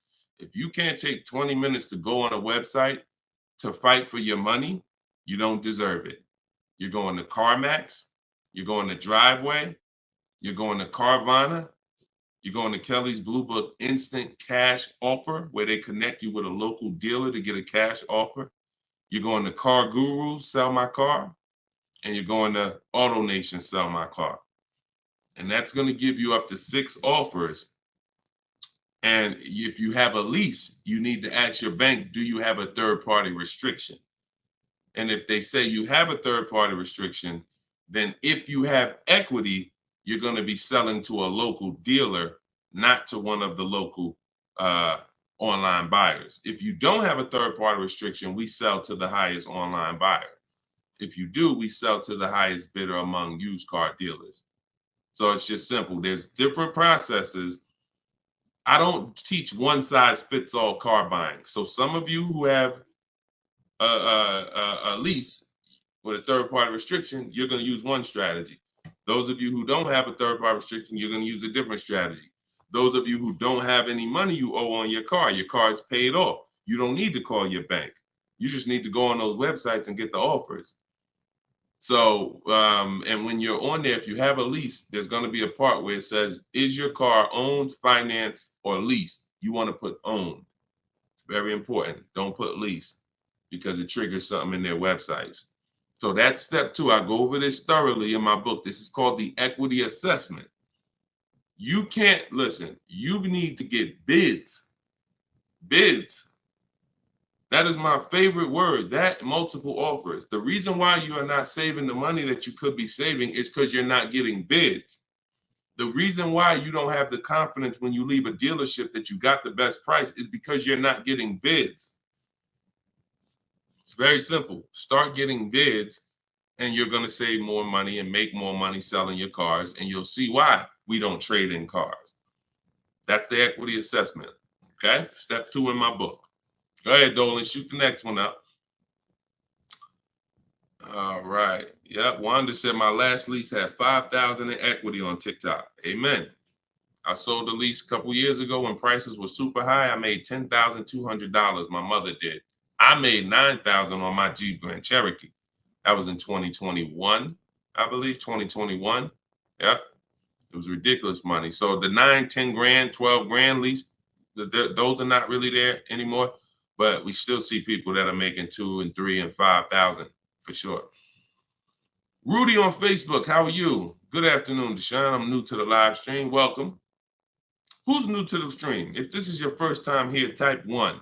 Type the number 1 if this is your first time here.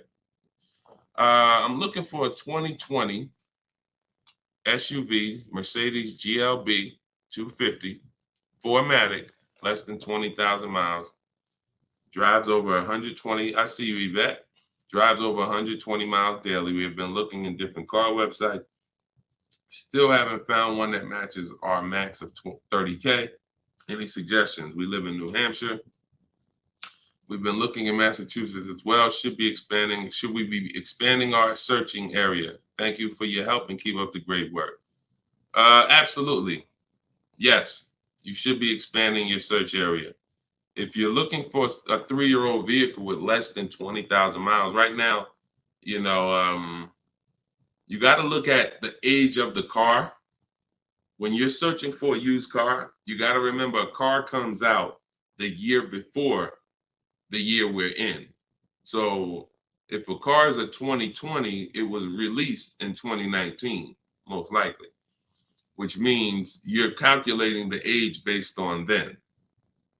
So if you're looking for a car that was released in 2019, and right now we're in 2025, you're looking at a car that's 6 years old. If you're looking at a car that was released in, 2022, and we're in 2024, then it's 2 years old. So you need to look and say, okay, how old is the car I'm looking for? And then we can look at the mileage. Because if you're looking for a car that's 4 years old, but you're looking for it to be driven 20,000 miles or less, that means you're only looking for a car that has a 5,000 a year average. That's going to be very tough. I like to go with it. I like to look at 10,000 a year, and then I like to go to 12. Now, we're talking about how we expand the search of our used cars, because the whole goal is to expand the search slowly. So if you were looking at the 2020, 20,000 miles, now go up to 30,000 miles. I would go up to 40,000 miles, because 40,000 miles still means it's driven lower than average. Just to show, so average miles is 10 to 12,000 miles a year. If you get a vehicle and it's 4 years old, it's driven 10 to 12,000 miles a year. It has really under 40,000 miles on it. It means it's been driven under 10,000 per year.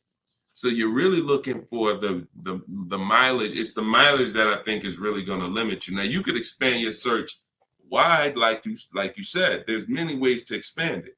You could go 100 miles out. You could go 200 miles out. You can go 500 miles out. So but you could also expand the search by lowering the mileage threshold and saying, all right, I'm looking for something that has, under 40,000. If it has 36,000, 38,000, 30, I'm good with looking at those. And I think that's going to give you a lot more options, considering how old the car is and how many miles you're looking for it to have. That's way, way, way, way, way below average driven miles. Way, way, way below. And when you have just, you're looking for a car that's only been driven 5,000 miles per year, you're going to have a harder time doing that than looking for a car that's been driven 10. So once we do that, we're still narrowing it down in other ways. Carfax title history, service records, accident history, verifying there's no fake fees. So we have other narrowing down processes. Then we get the new window sticker to make sure, because you can't know you paid a great price without knowing what the original price was. Who's bought a used car in their life? Type the letter U. Type the letter U, and I'm gonna tell before Dolan pulls up the next question, I want to make a point here to how just not having strategy, you guys are missing the things that you should be using to determine if you're getting deals. Yvette, you, I see you. Okay. Richard on Instagram, you, I see you. Leslie on TikTok, I see you. Alex, I see you. Derek, I see you. Harold, I see you. Kathy, I see you. Okay, so let me show you something.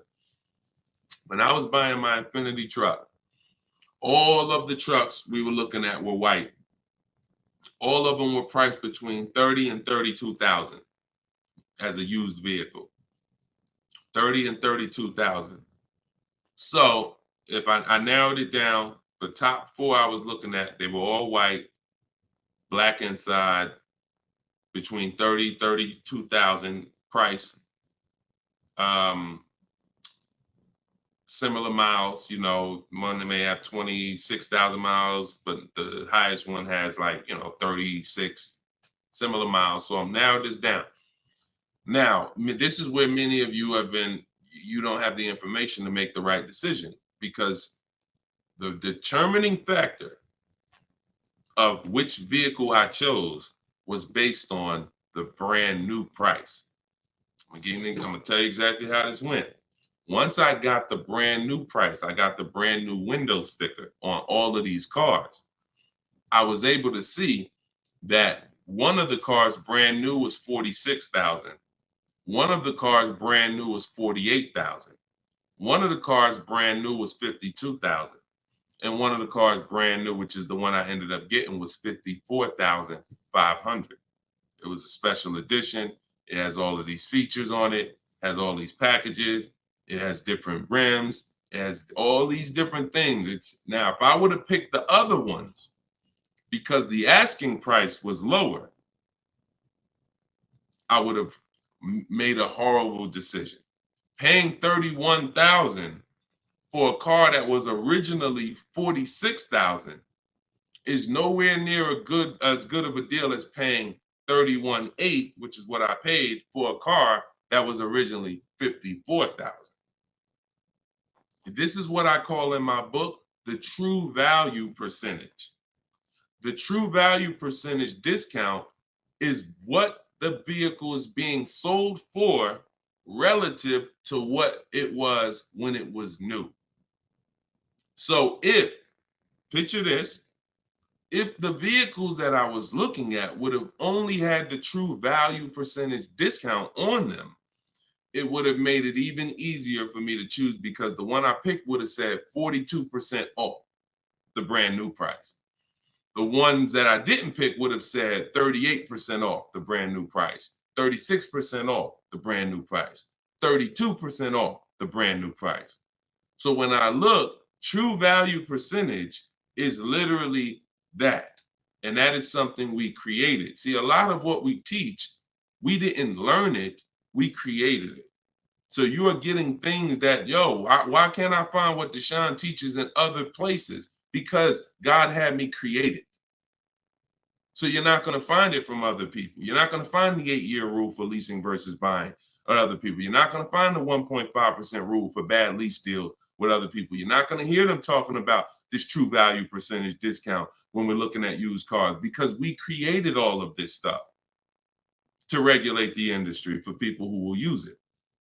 So if you guys want everything I teach in one spot, you can go to my TikTok bio. As long as you get there before the 30-minute timer goes down, you can get your copy of Cars from Home, my digital book, for 75% off.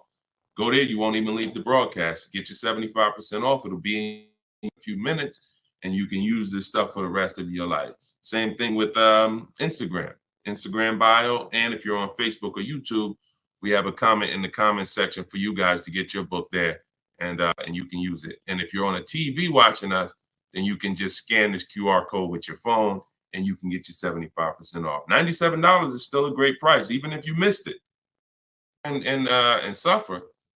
Get your book full price. If you missed the countdown, that's fine.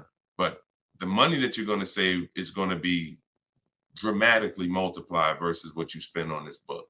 Okay, Dolan, shoot the next question in, y'all. We are live. This is our Thursday, May 9th show, 12 p.m. So whenever you don't see the banner above me, that means we're actually live, and you guys can type your questions and we'll try to bring them onto the show. Helena, what do you consider a good interest rate? Well, this is a relative question. It's the same question you're asking when you say, what do you consider a good discount off a car? How much should I pay for this car? We only pay when someone wins the bid. So we teach something called the bank bidding war, which I also created. You have been taught that, don't let these dealers run your credit, or always get, who's been taught any of this stuff? Always get your own pre-approval, never use the dealer's banks. Never, all of this stuff. Anyway, we teach a process that the credit bureaus allow.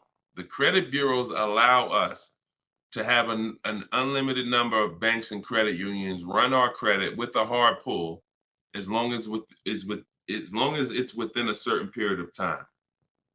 As long as it's within a certain period of time, when that time expires, they are going to have that weigh on our credit as one hard inquiry in terms of how it affects our score.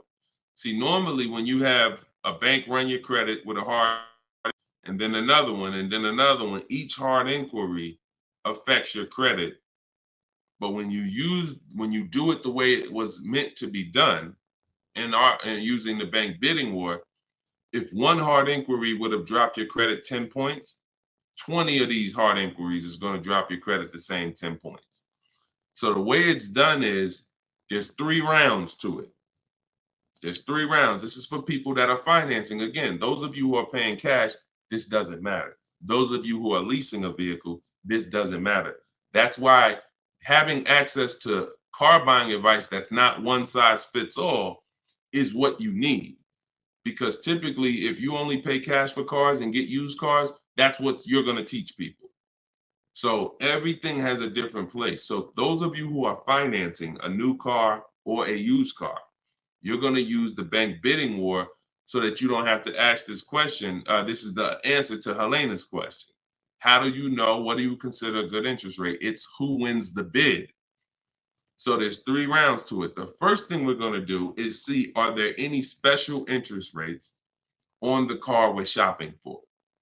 So if we're shopping for a Kia Optima, a Kia K5, and all right, let's see, are there any special interest rates on it? Are they doing anything like 1.9% financing? Are they doing 0% financing? Are they doing 2.9% financing? Anything special? We also need to know how much the term. What's the term? Some people only do 0% for 3 years. That means you got to be able to pay the car off in 3 years or you can't take the deal. If it's 0% for 60 months, that's different. You got a 0% 5-year loan. You got 0% 6-year loan.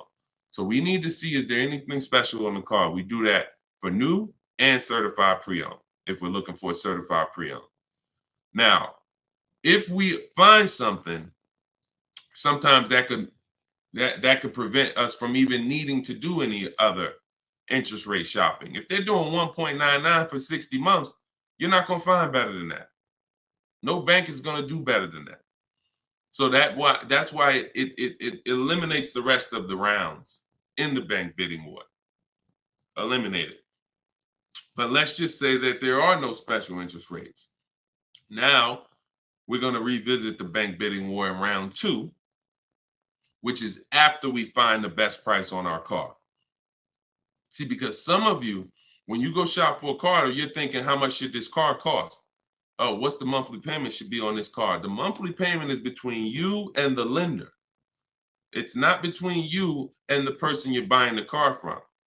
See, this goes back to our point, which is you must set up your car buying transaction from who you're getting your loan from. The process of shopping for the best price on your car is different, or should be different. If you listen to me, it will be different than the process of you getting the best price on your loan. The best price on my loan is a different process than getting the best price on the car I'm buying. So now, once I start now looking for my car, getting my bids, get the best price on my car, now it's time to come back and get the loan involved. See, many of you are focused on what the best monthly payment is on the car, but you're not focused on finding the dealer that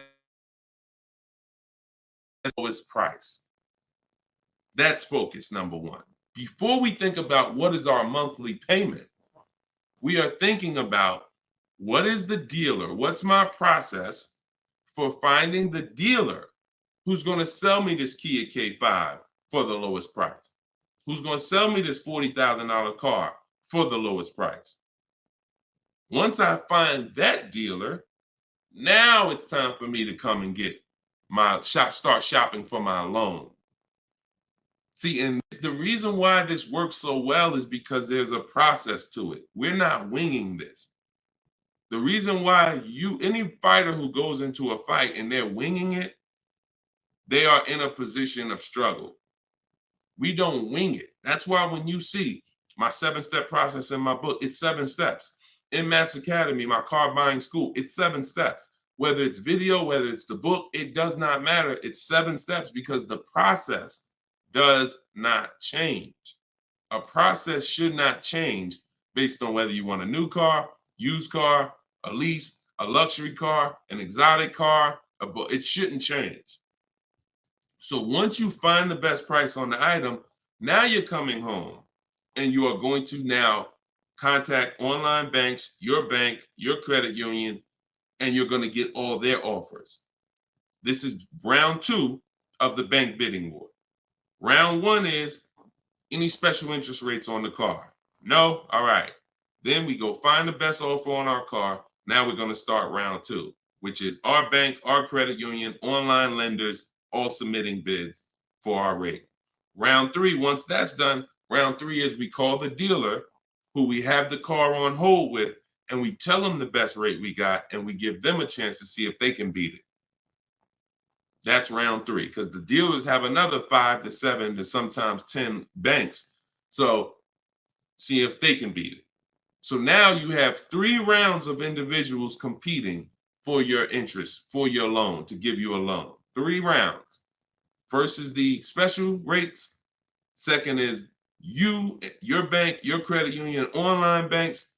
Third is the dealer's banks. And so when you leave, you already know I got the best interest rate. I guarantee it because I had 15, 20 people competing for my bank, for my loan. And that if you do that correctly, you are going to see that it weighs on your credit at the end as the same as one hard inquiry. That is what the bank bidding war. When you get my book, I email you a copy of the bank bidding war with it because I haven't merged the bank bidding war into my book yet. That's an update. Yes, that's an update. So all of you who had the book prior, when I update the book, you get the new book. You get the new book. That's another reason why having a digital book is the best way to do this. Because when things change in this game, when websites change, people go out of business, I update the book so that things can stay fresh. That's a beautiful thing about having a digital book. So the banner is on the screen. You guys can go to deshonesbook.com on Facebook or YouTube. You can scan the QR code with your phone because everyone can get your copy for 75% off. You won't pay the normal $97 as long as you get to either my TikTok bio or my Instagram bio before the 30 minutes is up. Okay, that's a great question, though. And what we're doing is we're going a little deeper. I've had tons of shows. We've done tons of streams where I was doing these rapid fire answers. This is episode 17. So what you're going, or 18. So what you're going to see is we're going a little deeper on certain topics as we're led to. So go ahead, Dolan. Next question. 5 though. No, I'm not streaming on Twitch, Matt. Only on Facebook, YouTube, Instagram, and TikTok. This is Lauren over on YouTube. Used your system just last week to lease a new car and got a 2024 Tiguan, great, at 1.1% after getting 6 bids. Now you talking, Lauren. It was the most enjoyable car buying process I've ever had. Thank you. Do we see what the, let me screenshot this here. This is what we're talking about, Lauren. This is what I am talking about. See, Lauren didn't know me. See, here's how different information changes things. Lauren was just like y'all about a month ago. She didn't have my book because we didn't even release the book. She was just like y'all. She might have didn't even know me. But what? She's an action taker. She got on the stream. She said, look, I like what this guy's talking about. This book is $24. What's the worst I could lose? There got to be something in that book where I could at least make my $25 back. Or even if I paid $97, got to be one tip in here, got to be able to make me at least $100 back. She later finds out she's going to get thousands of dollars in discounts, get a 1.1% lease. Well, what that means is if the car is $40,000, her payment is like $420 on a $40,000 car that people are paying $800 a month for, $700 a month. Her lease is 1.1% of the MSRP. So because she's an action taker, she went forward, she got the book, she used the scripts, she said, I'm done with the old process. I'm willing to unlearn my old way of shopping, and I'm going to relearn this new way to shop. That's why, you understand? That's why it's all about unlearning and relearning. You understand? And she's able to reap the rewards of not just saving the money, but receiving empowerment. Because this is the only way to car shop empowered. You could go negotiate. Not only are you not going to get the money off that we're getting, because if you're negotiating with an 80% dealer, there's no way for you to get these prices. So if you're in a dealer, yeah, they'll take off money for you, but their price was so high to begin with that when they take off the money, you're still higher. An 80% dealer is the overpriced dealers. You can't negotiate them down to the best price. So even if you did that, you still wouldn't have the empowerment of letting the business come to you. So you're empowered when you're sitting at home and the business is coming to you. You're in control. And the only way to do that is with bids. So congratulations, Lauren. Enjoy your new Volkswagen. Beautiful vehicle. And I'm so glad to hear that you trusted the process and you have reaped the rewards. Congratulations. God bless you. All right, Dolan, go ahead. Throw the next one up. We are live, y'all. This is our Thursday, May 9th, 12 p.m. live stream. So if you don't see the banner over my head, we are live. You can ask your questions. We'll try to get them in the show. Wanda Lopez Smith on TikTok. Leasing companies not allowing third-party buyouts. Yeah, I explained that. If we have a third-party restriction, we're going to sell it to a local dealer.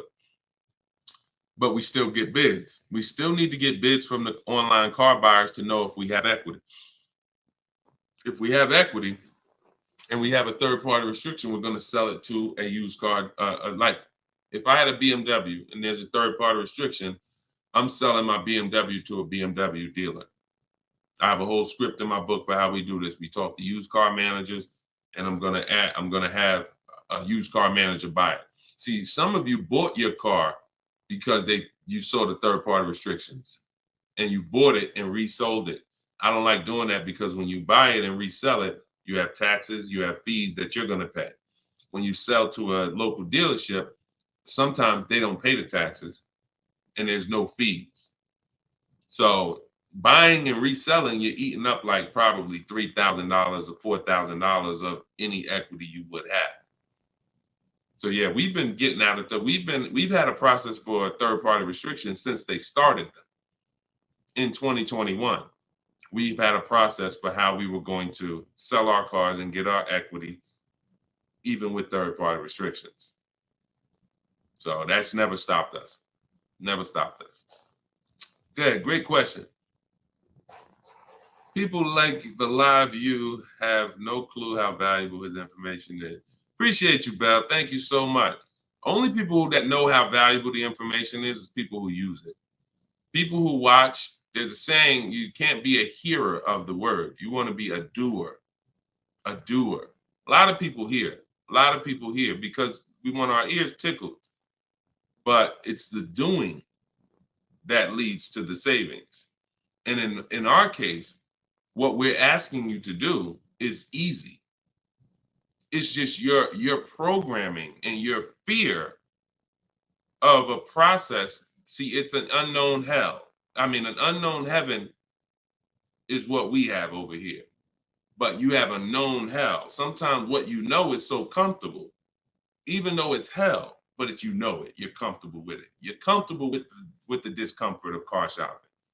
So this is what, Deshone, everything you're saying, that sounds hard. Sitting at home and doing these copy and paste things and having this, that sounds hard. That's just your fear. That's your programming talking to you. That's not reality.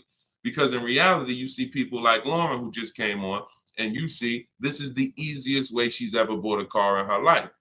This is the most money she's ever saved in her life. Look, you got people like, look, Matt, happy to share. I've officially graduated. Huge thank you to Deshone, building such a great system, answering all my questions along the way. Lease details. You got a $56,000 Hyundai Palisade calligraphy, 1.28% lease. Highest quote was $1,167 a month. He got his for $719. The highest quote he got from an 80% dealer was $1,167 a month. He got his for $719. Sitting at home, getting bids. So for those of you who want to know, like, I do have a car buying school. It's called Maps Academy. You want to know more about it? We have a comment in there. You can attend my free masterclass. I don't let anybody in my school who has not gone to my masterclass. Everything you're doing wrong, buying, selling, and leasing cars. So there's a comment in there for the comment section, and we have a link in my bio for you as well, who, if you think, you know what, I want to see about his online buying school.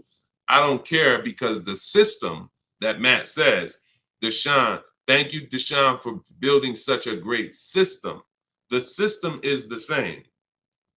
So, but you have to be an action taker. And because the system is simple, and it's in video form, and it's in book form, and it's in my free live video, my free streams, you just get it where you could get it. But there's no excuse for sitting at home car shopping the old way anymore when this information is available and it exists and it's 3 years old. This isn't new. We have hundreds of people. You're not oh, let me take a chance and see if this will work. That ship has sailed long time ago. Long time ago, that ship has sailed. But the action takers are going to win, not just the hearers. People listen, oh yeah, this sounds good. Of course it sounds good. But you won't reap the results until you become an action taker on the information. Okay, so those of you who want the book, it's in my TikTok bio, it's in my Instagram bio. You'll have access to these strategies for the rest of your life. All right, Dolan, shoot the next question up.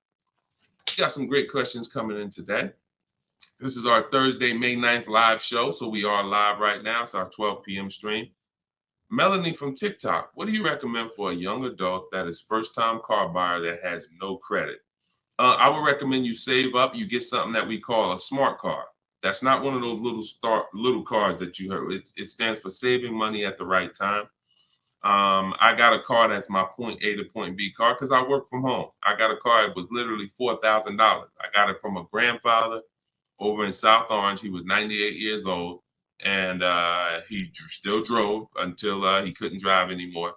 Car had 72,000 miles on it, and I got it for $3,750. Literally, I got it a year ago, so that was, it was an 08 Pontiac G6, 70,000 miles. And that's something that I drive from point A to point B whenever I want to do my run. Because again, I work from home. Most times we take the truck, but if my wife's out, I'll take the car.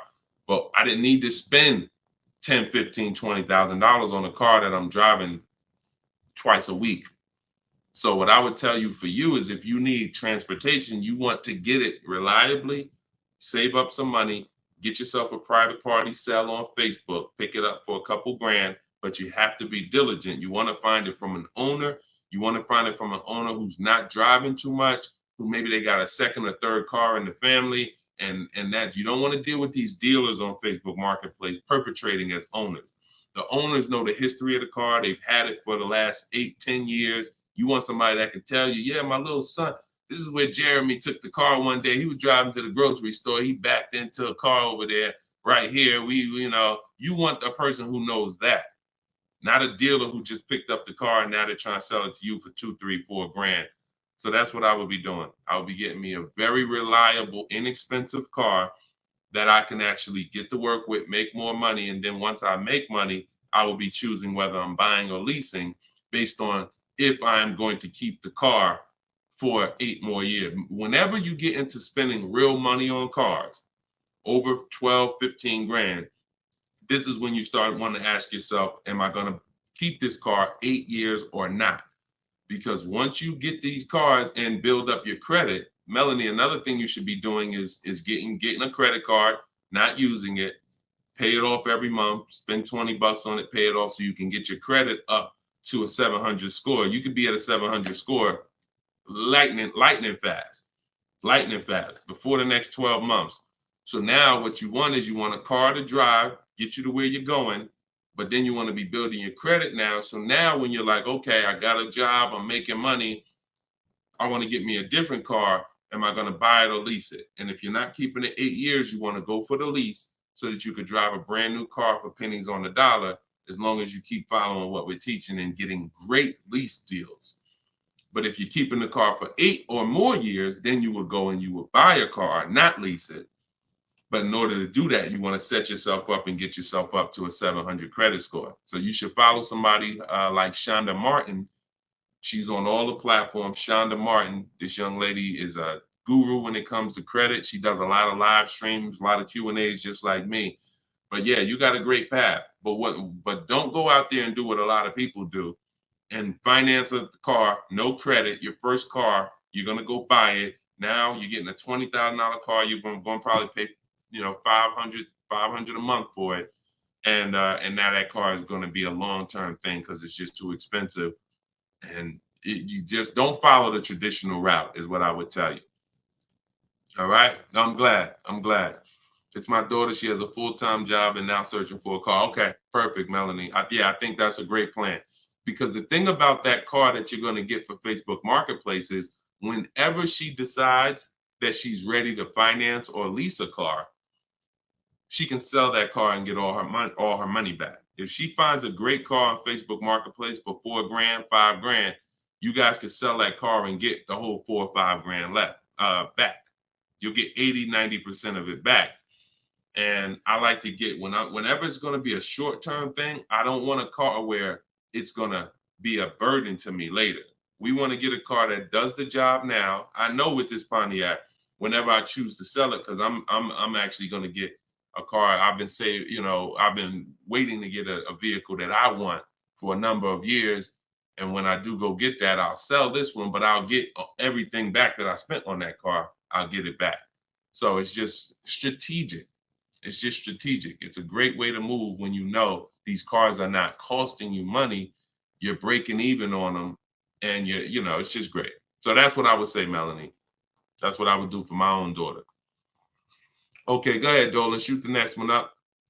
We are live, y'all. We're going to try to get through as many as we can in the show. Type your questions. This is our Thursday, May 9th show, our 12 p.m. broadcast.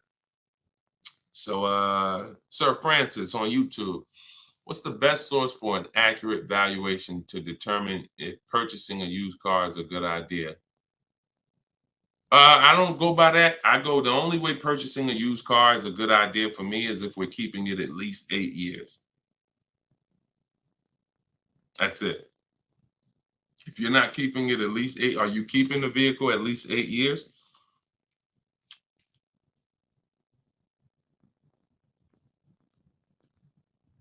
Let's see if we give him some time to answer. Are you keeping the vehicle for at least 8 years, Sir Francis?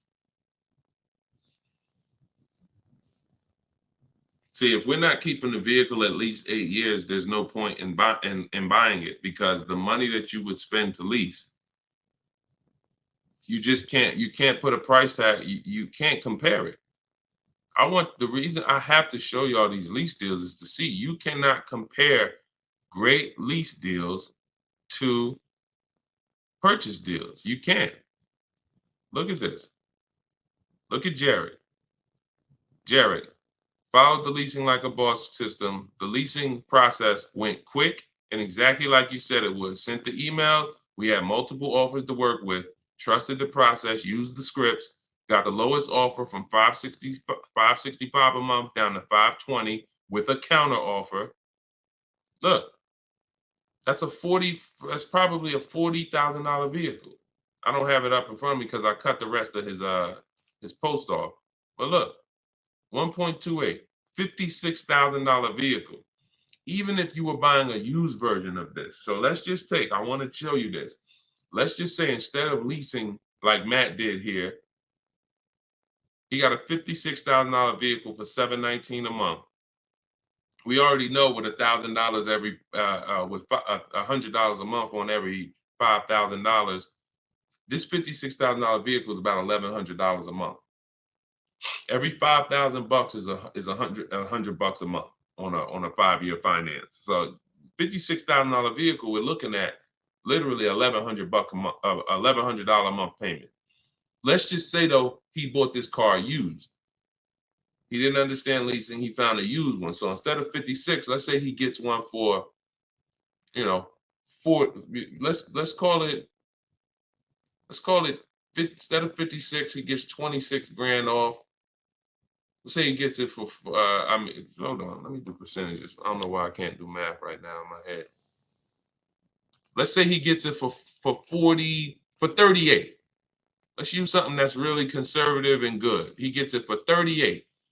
So a $56,000 Hyundai Palisade, he finds an incredible deal on a pre-owned one. He gets it for 38.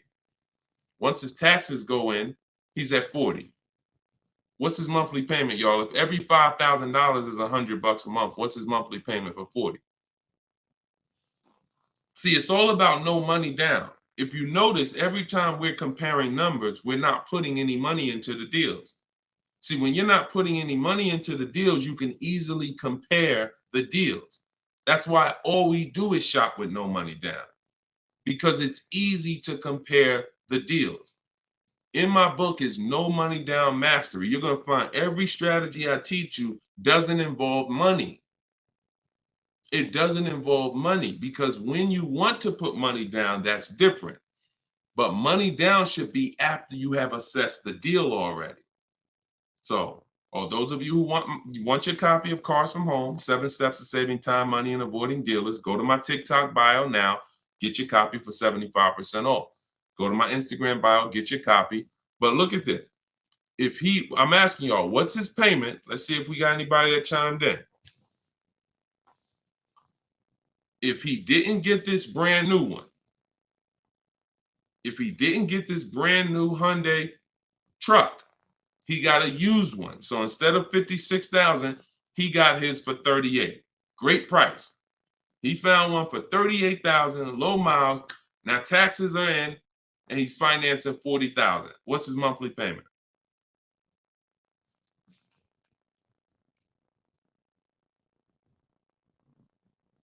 Anybody do the math? Every 5,000 bucks. Well, I'm gonna tell y'all now. Okay, y'all taking a little long. It's $800 a month. Thank you, Derek. Thank you, Derek, on Facebook. $800 a month. So let's look at that. Matt drove off $719 a month, no money out of pocket. Brand new 2024, never been driven, new car smell, fresh out the plastic, $719 a month. Same person who bought that car because they didn't understand leasing, they're paying $1,100 a month. Now there happens to be another one just like it, but it's a 4-year-old one, and it's $38,000, and someone else gets that, and they're paying $800 a month. Do you see how much money those who don't teach you about leasing have cost you? Do you see how much money listening to those who don't understand leasing has cost you? Big money. So I'm either driving a used car and I'm paying more than the guy who got the brand new one, or I'm driving a brand new one just like him and I'm paying $400, $500, $600 more than what he's paying because I bought the car. Now, when do the people who buy win? When do they win? 8 years down the road. 8 years down the road. See, because when you buy your car and you pay it off, see, the person who leases is not worried about depreciation. That's the car going down in value like this. The person who leases is not worried about depreciation. They've already beat it because their lease payment is so low. Their lease payment is so low, they're paying less than what the car's normal depreciation would be. So they beat it with a great lease deal. Now, the people who own the car they're not going to beat it because they own it. So any depreciation is coming against their actual car. If they could have sold the car today for 30, next year it's only worth 25, they lost $5,000.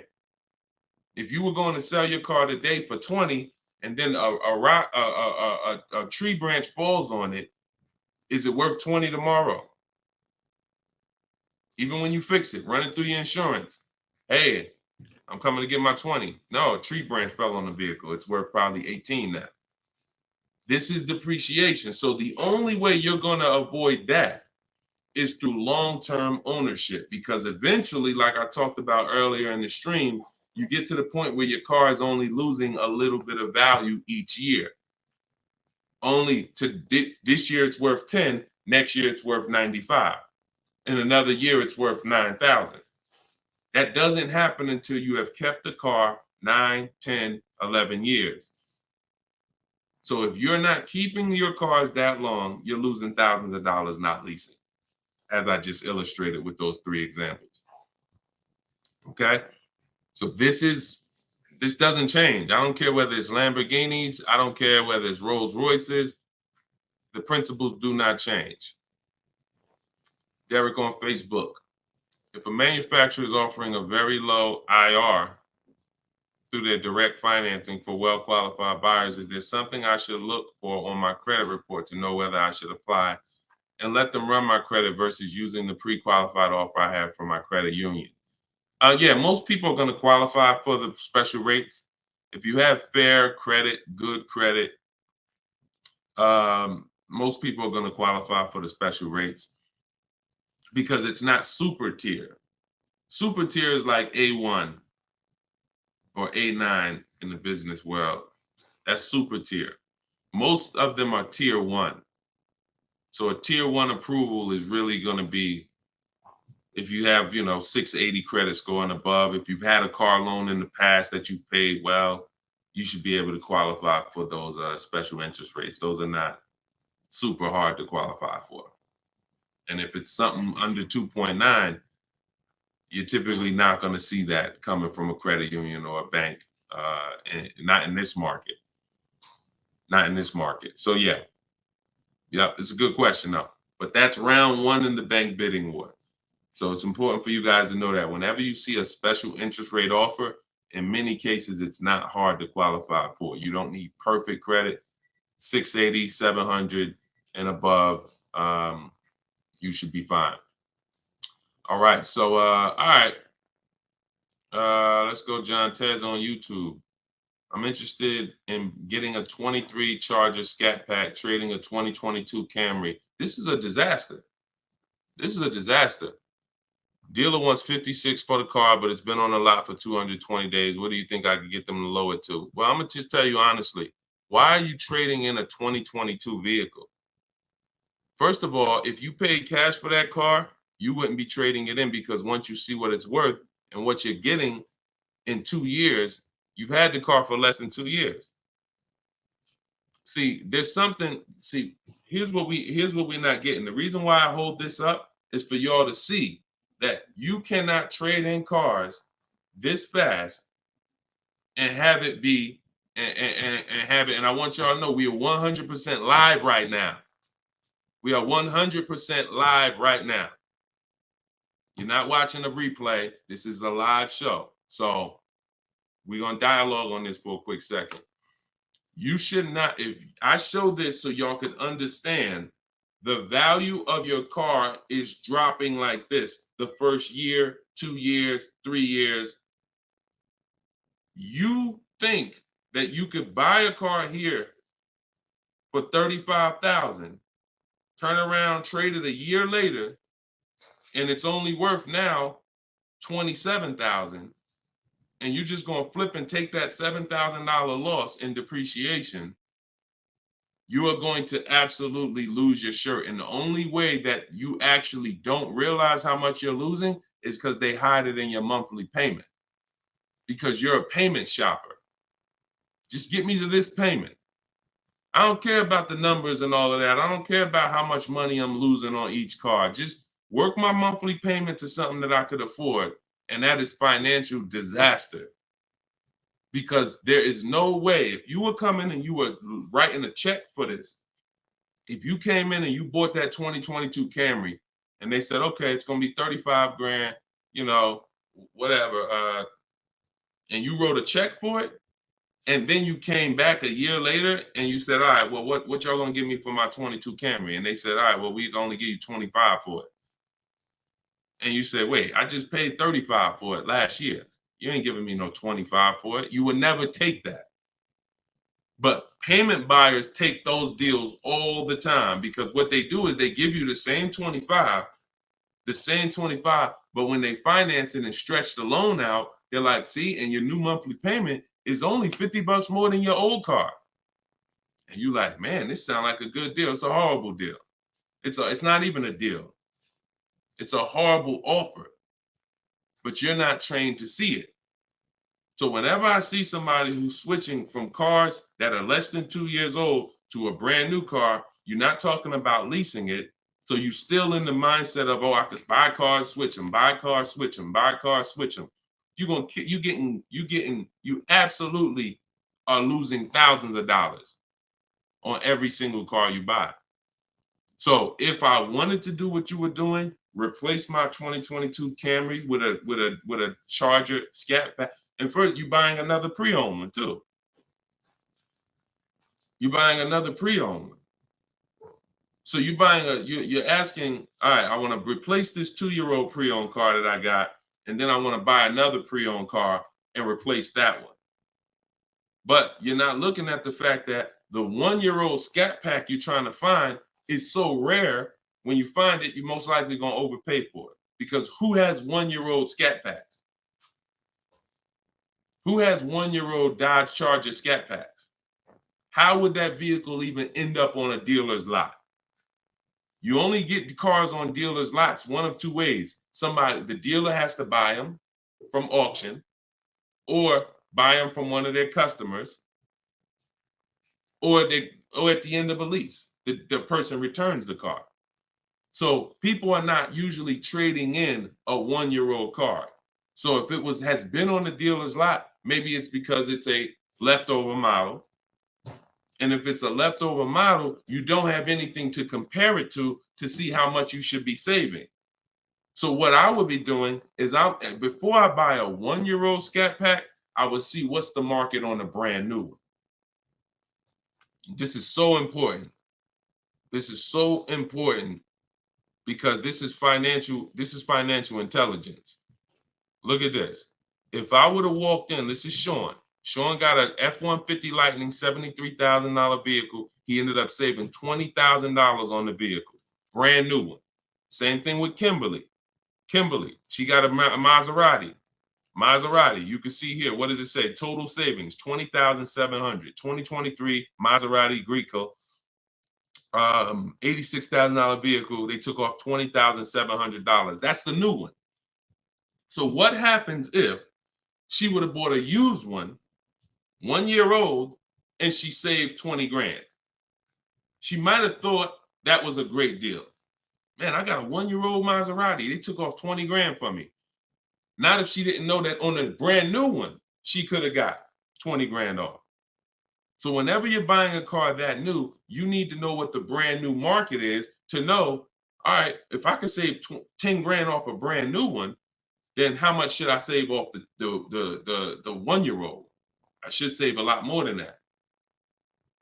See, and you have a lot of things that you moving in a way that I would tell you need a system, because it's hard for me to explain to you everything you are doing and a way you're approaching this, how you're going to overpay by thousands and thousands of dollars. You haven't talked about leasing versus buying. You're not talking about shopping for cars in a way where you can actually see multiple offers. You're talking about buying a 1-year-old pre-owned car without looking at what the market is. How do I know a good deal on a 1-year-old one?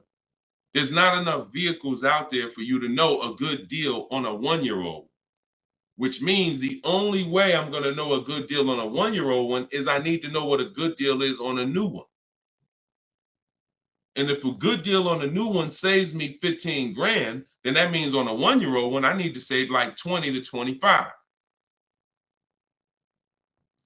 There's not enough vehicles for you to do that. So you should really be looking at following a system, learning about leasing versus buying. Are you keeping the next car 8 years or not? If you're not keeping the next car 8 years, you shouldn't be buying, you should be leasing. Because I don't care what you get the price for on the Scat Pack, you are gonna overspend compared to someone who goes and leases their Scat Pack and gets a great deal on it. So we got to slow down and look. Most times we're approaching car buying like grocery shopping. We trying to get our car deal done the same time as a grocery shopping visit. 2 hours, 3 hours. We're at the grocery store more than we're planning our car purchase. And the only way you're going to save money is to take your car buying process seriously. If it's just like, nah, Deshone, it ain't that big of a deal, then go ahead and go give them 15, 20 grand. But I tell you what, somebody like me, somebody who's listening to me, who getting the same car that you're getting, and they say, man, so funny, Deshone, I'm in the same position as that person is in. I got a Camry too, and I want to replace it too with a Scat Pack. But I'm gonna use your strategies. I'm gonna assess my old car, get bids for it. I'm going to determine leasing versus buying, and then I'm gonna shop for my car. That person will save 5 to 10 grand more than you, minimum. Minimum. I'll put any amount of money on it. I put any amount of money on it. So slow down and answer this question first. How many years are you keeping the next car? If the answer is not 8, don't think about buying it. Don't think about buying it. My goal is to shop for my most aggressive lease on my next car. If I'm buying it and I'm keeping it over 8 years, then I'm buying it. I'm not buying a car that I'm not keeping more than 8 years. Not no Scat Pack, not no Dodge Challenger, not no Toyota Camry, nothing. If I'm not keeping it 8 years, I'm not buying the car. Lease deals are too great. It's pennies on the dollar when I learn to get them. So everything I'm teaching y'all is out of my new book, Cars from Home. It's a digital book. It's called 7 Steps to Saving Time, Money, and Avoiding Dealerships. You can get your copy for 75% off in my TikTok bio. The price of the book is $97. That is the price. But you can get it for $24 if you get to my TikTok bio before the 30-minute timer expires. If you get to my Instagram bio before the 30-minute timer expires. We have a link in the comment section on YouTube and Facebook. You can go to deshonsbook.com, or you can scan this QR code with your phone and you can get your copy for 75% off. So use it. Make sure you send me your success stories. Continue to send me your success stories so we can bring them onto the show. That is a step-by-step system. There's nothing left to chance. You cannot leave anything to chance when it comes to car buying. Everything that we teach is for a reason. So let's continue to move. You know we will be back soon for another stream. And catch us later. We're usually live 7 and 12 p.m.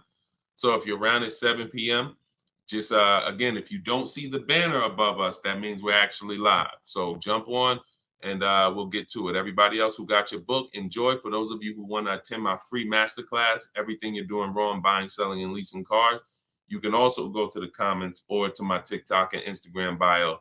But you're going to need about an hour. And that's a straight hour of me and my board.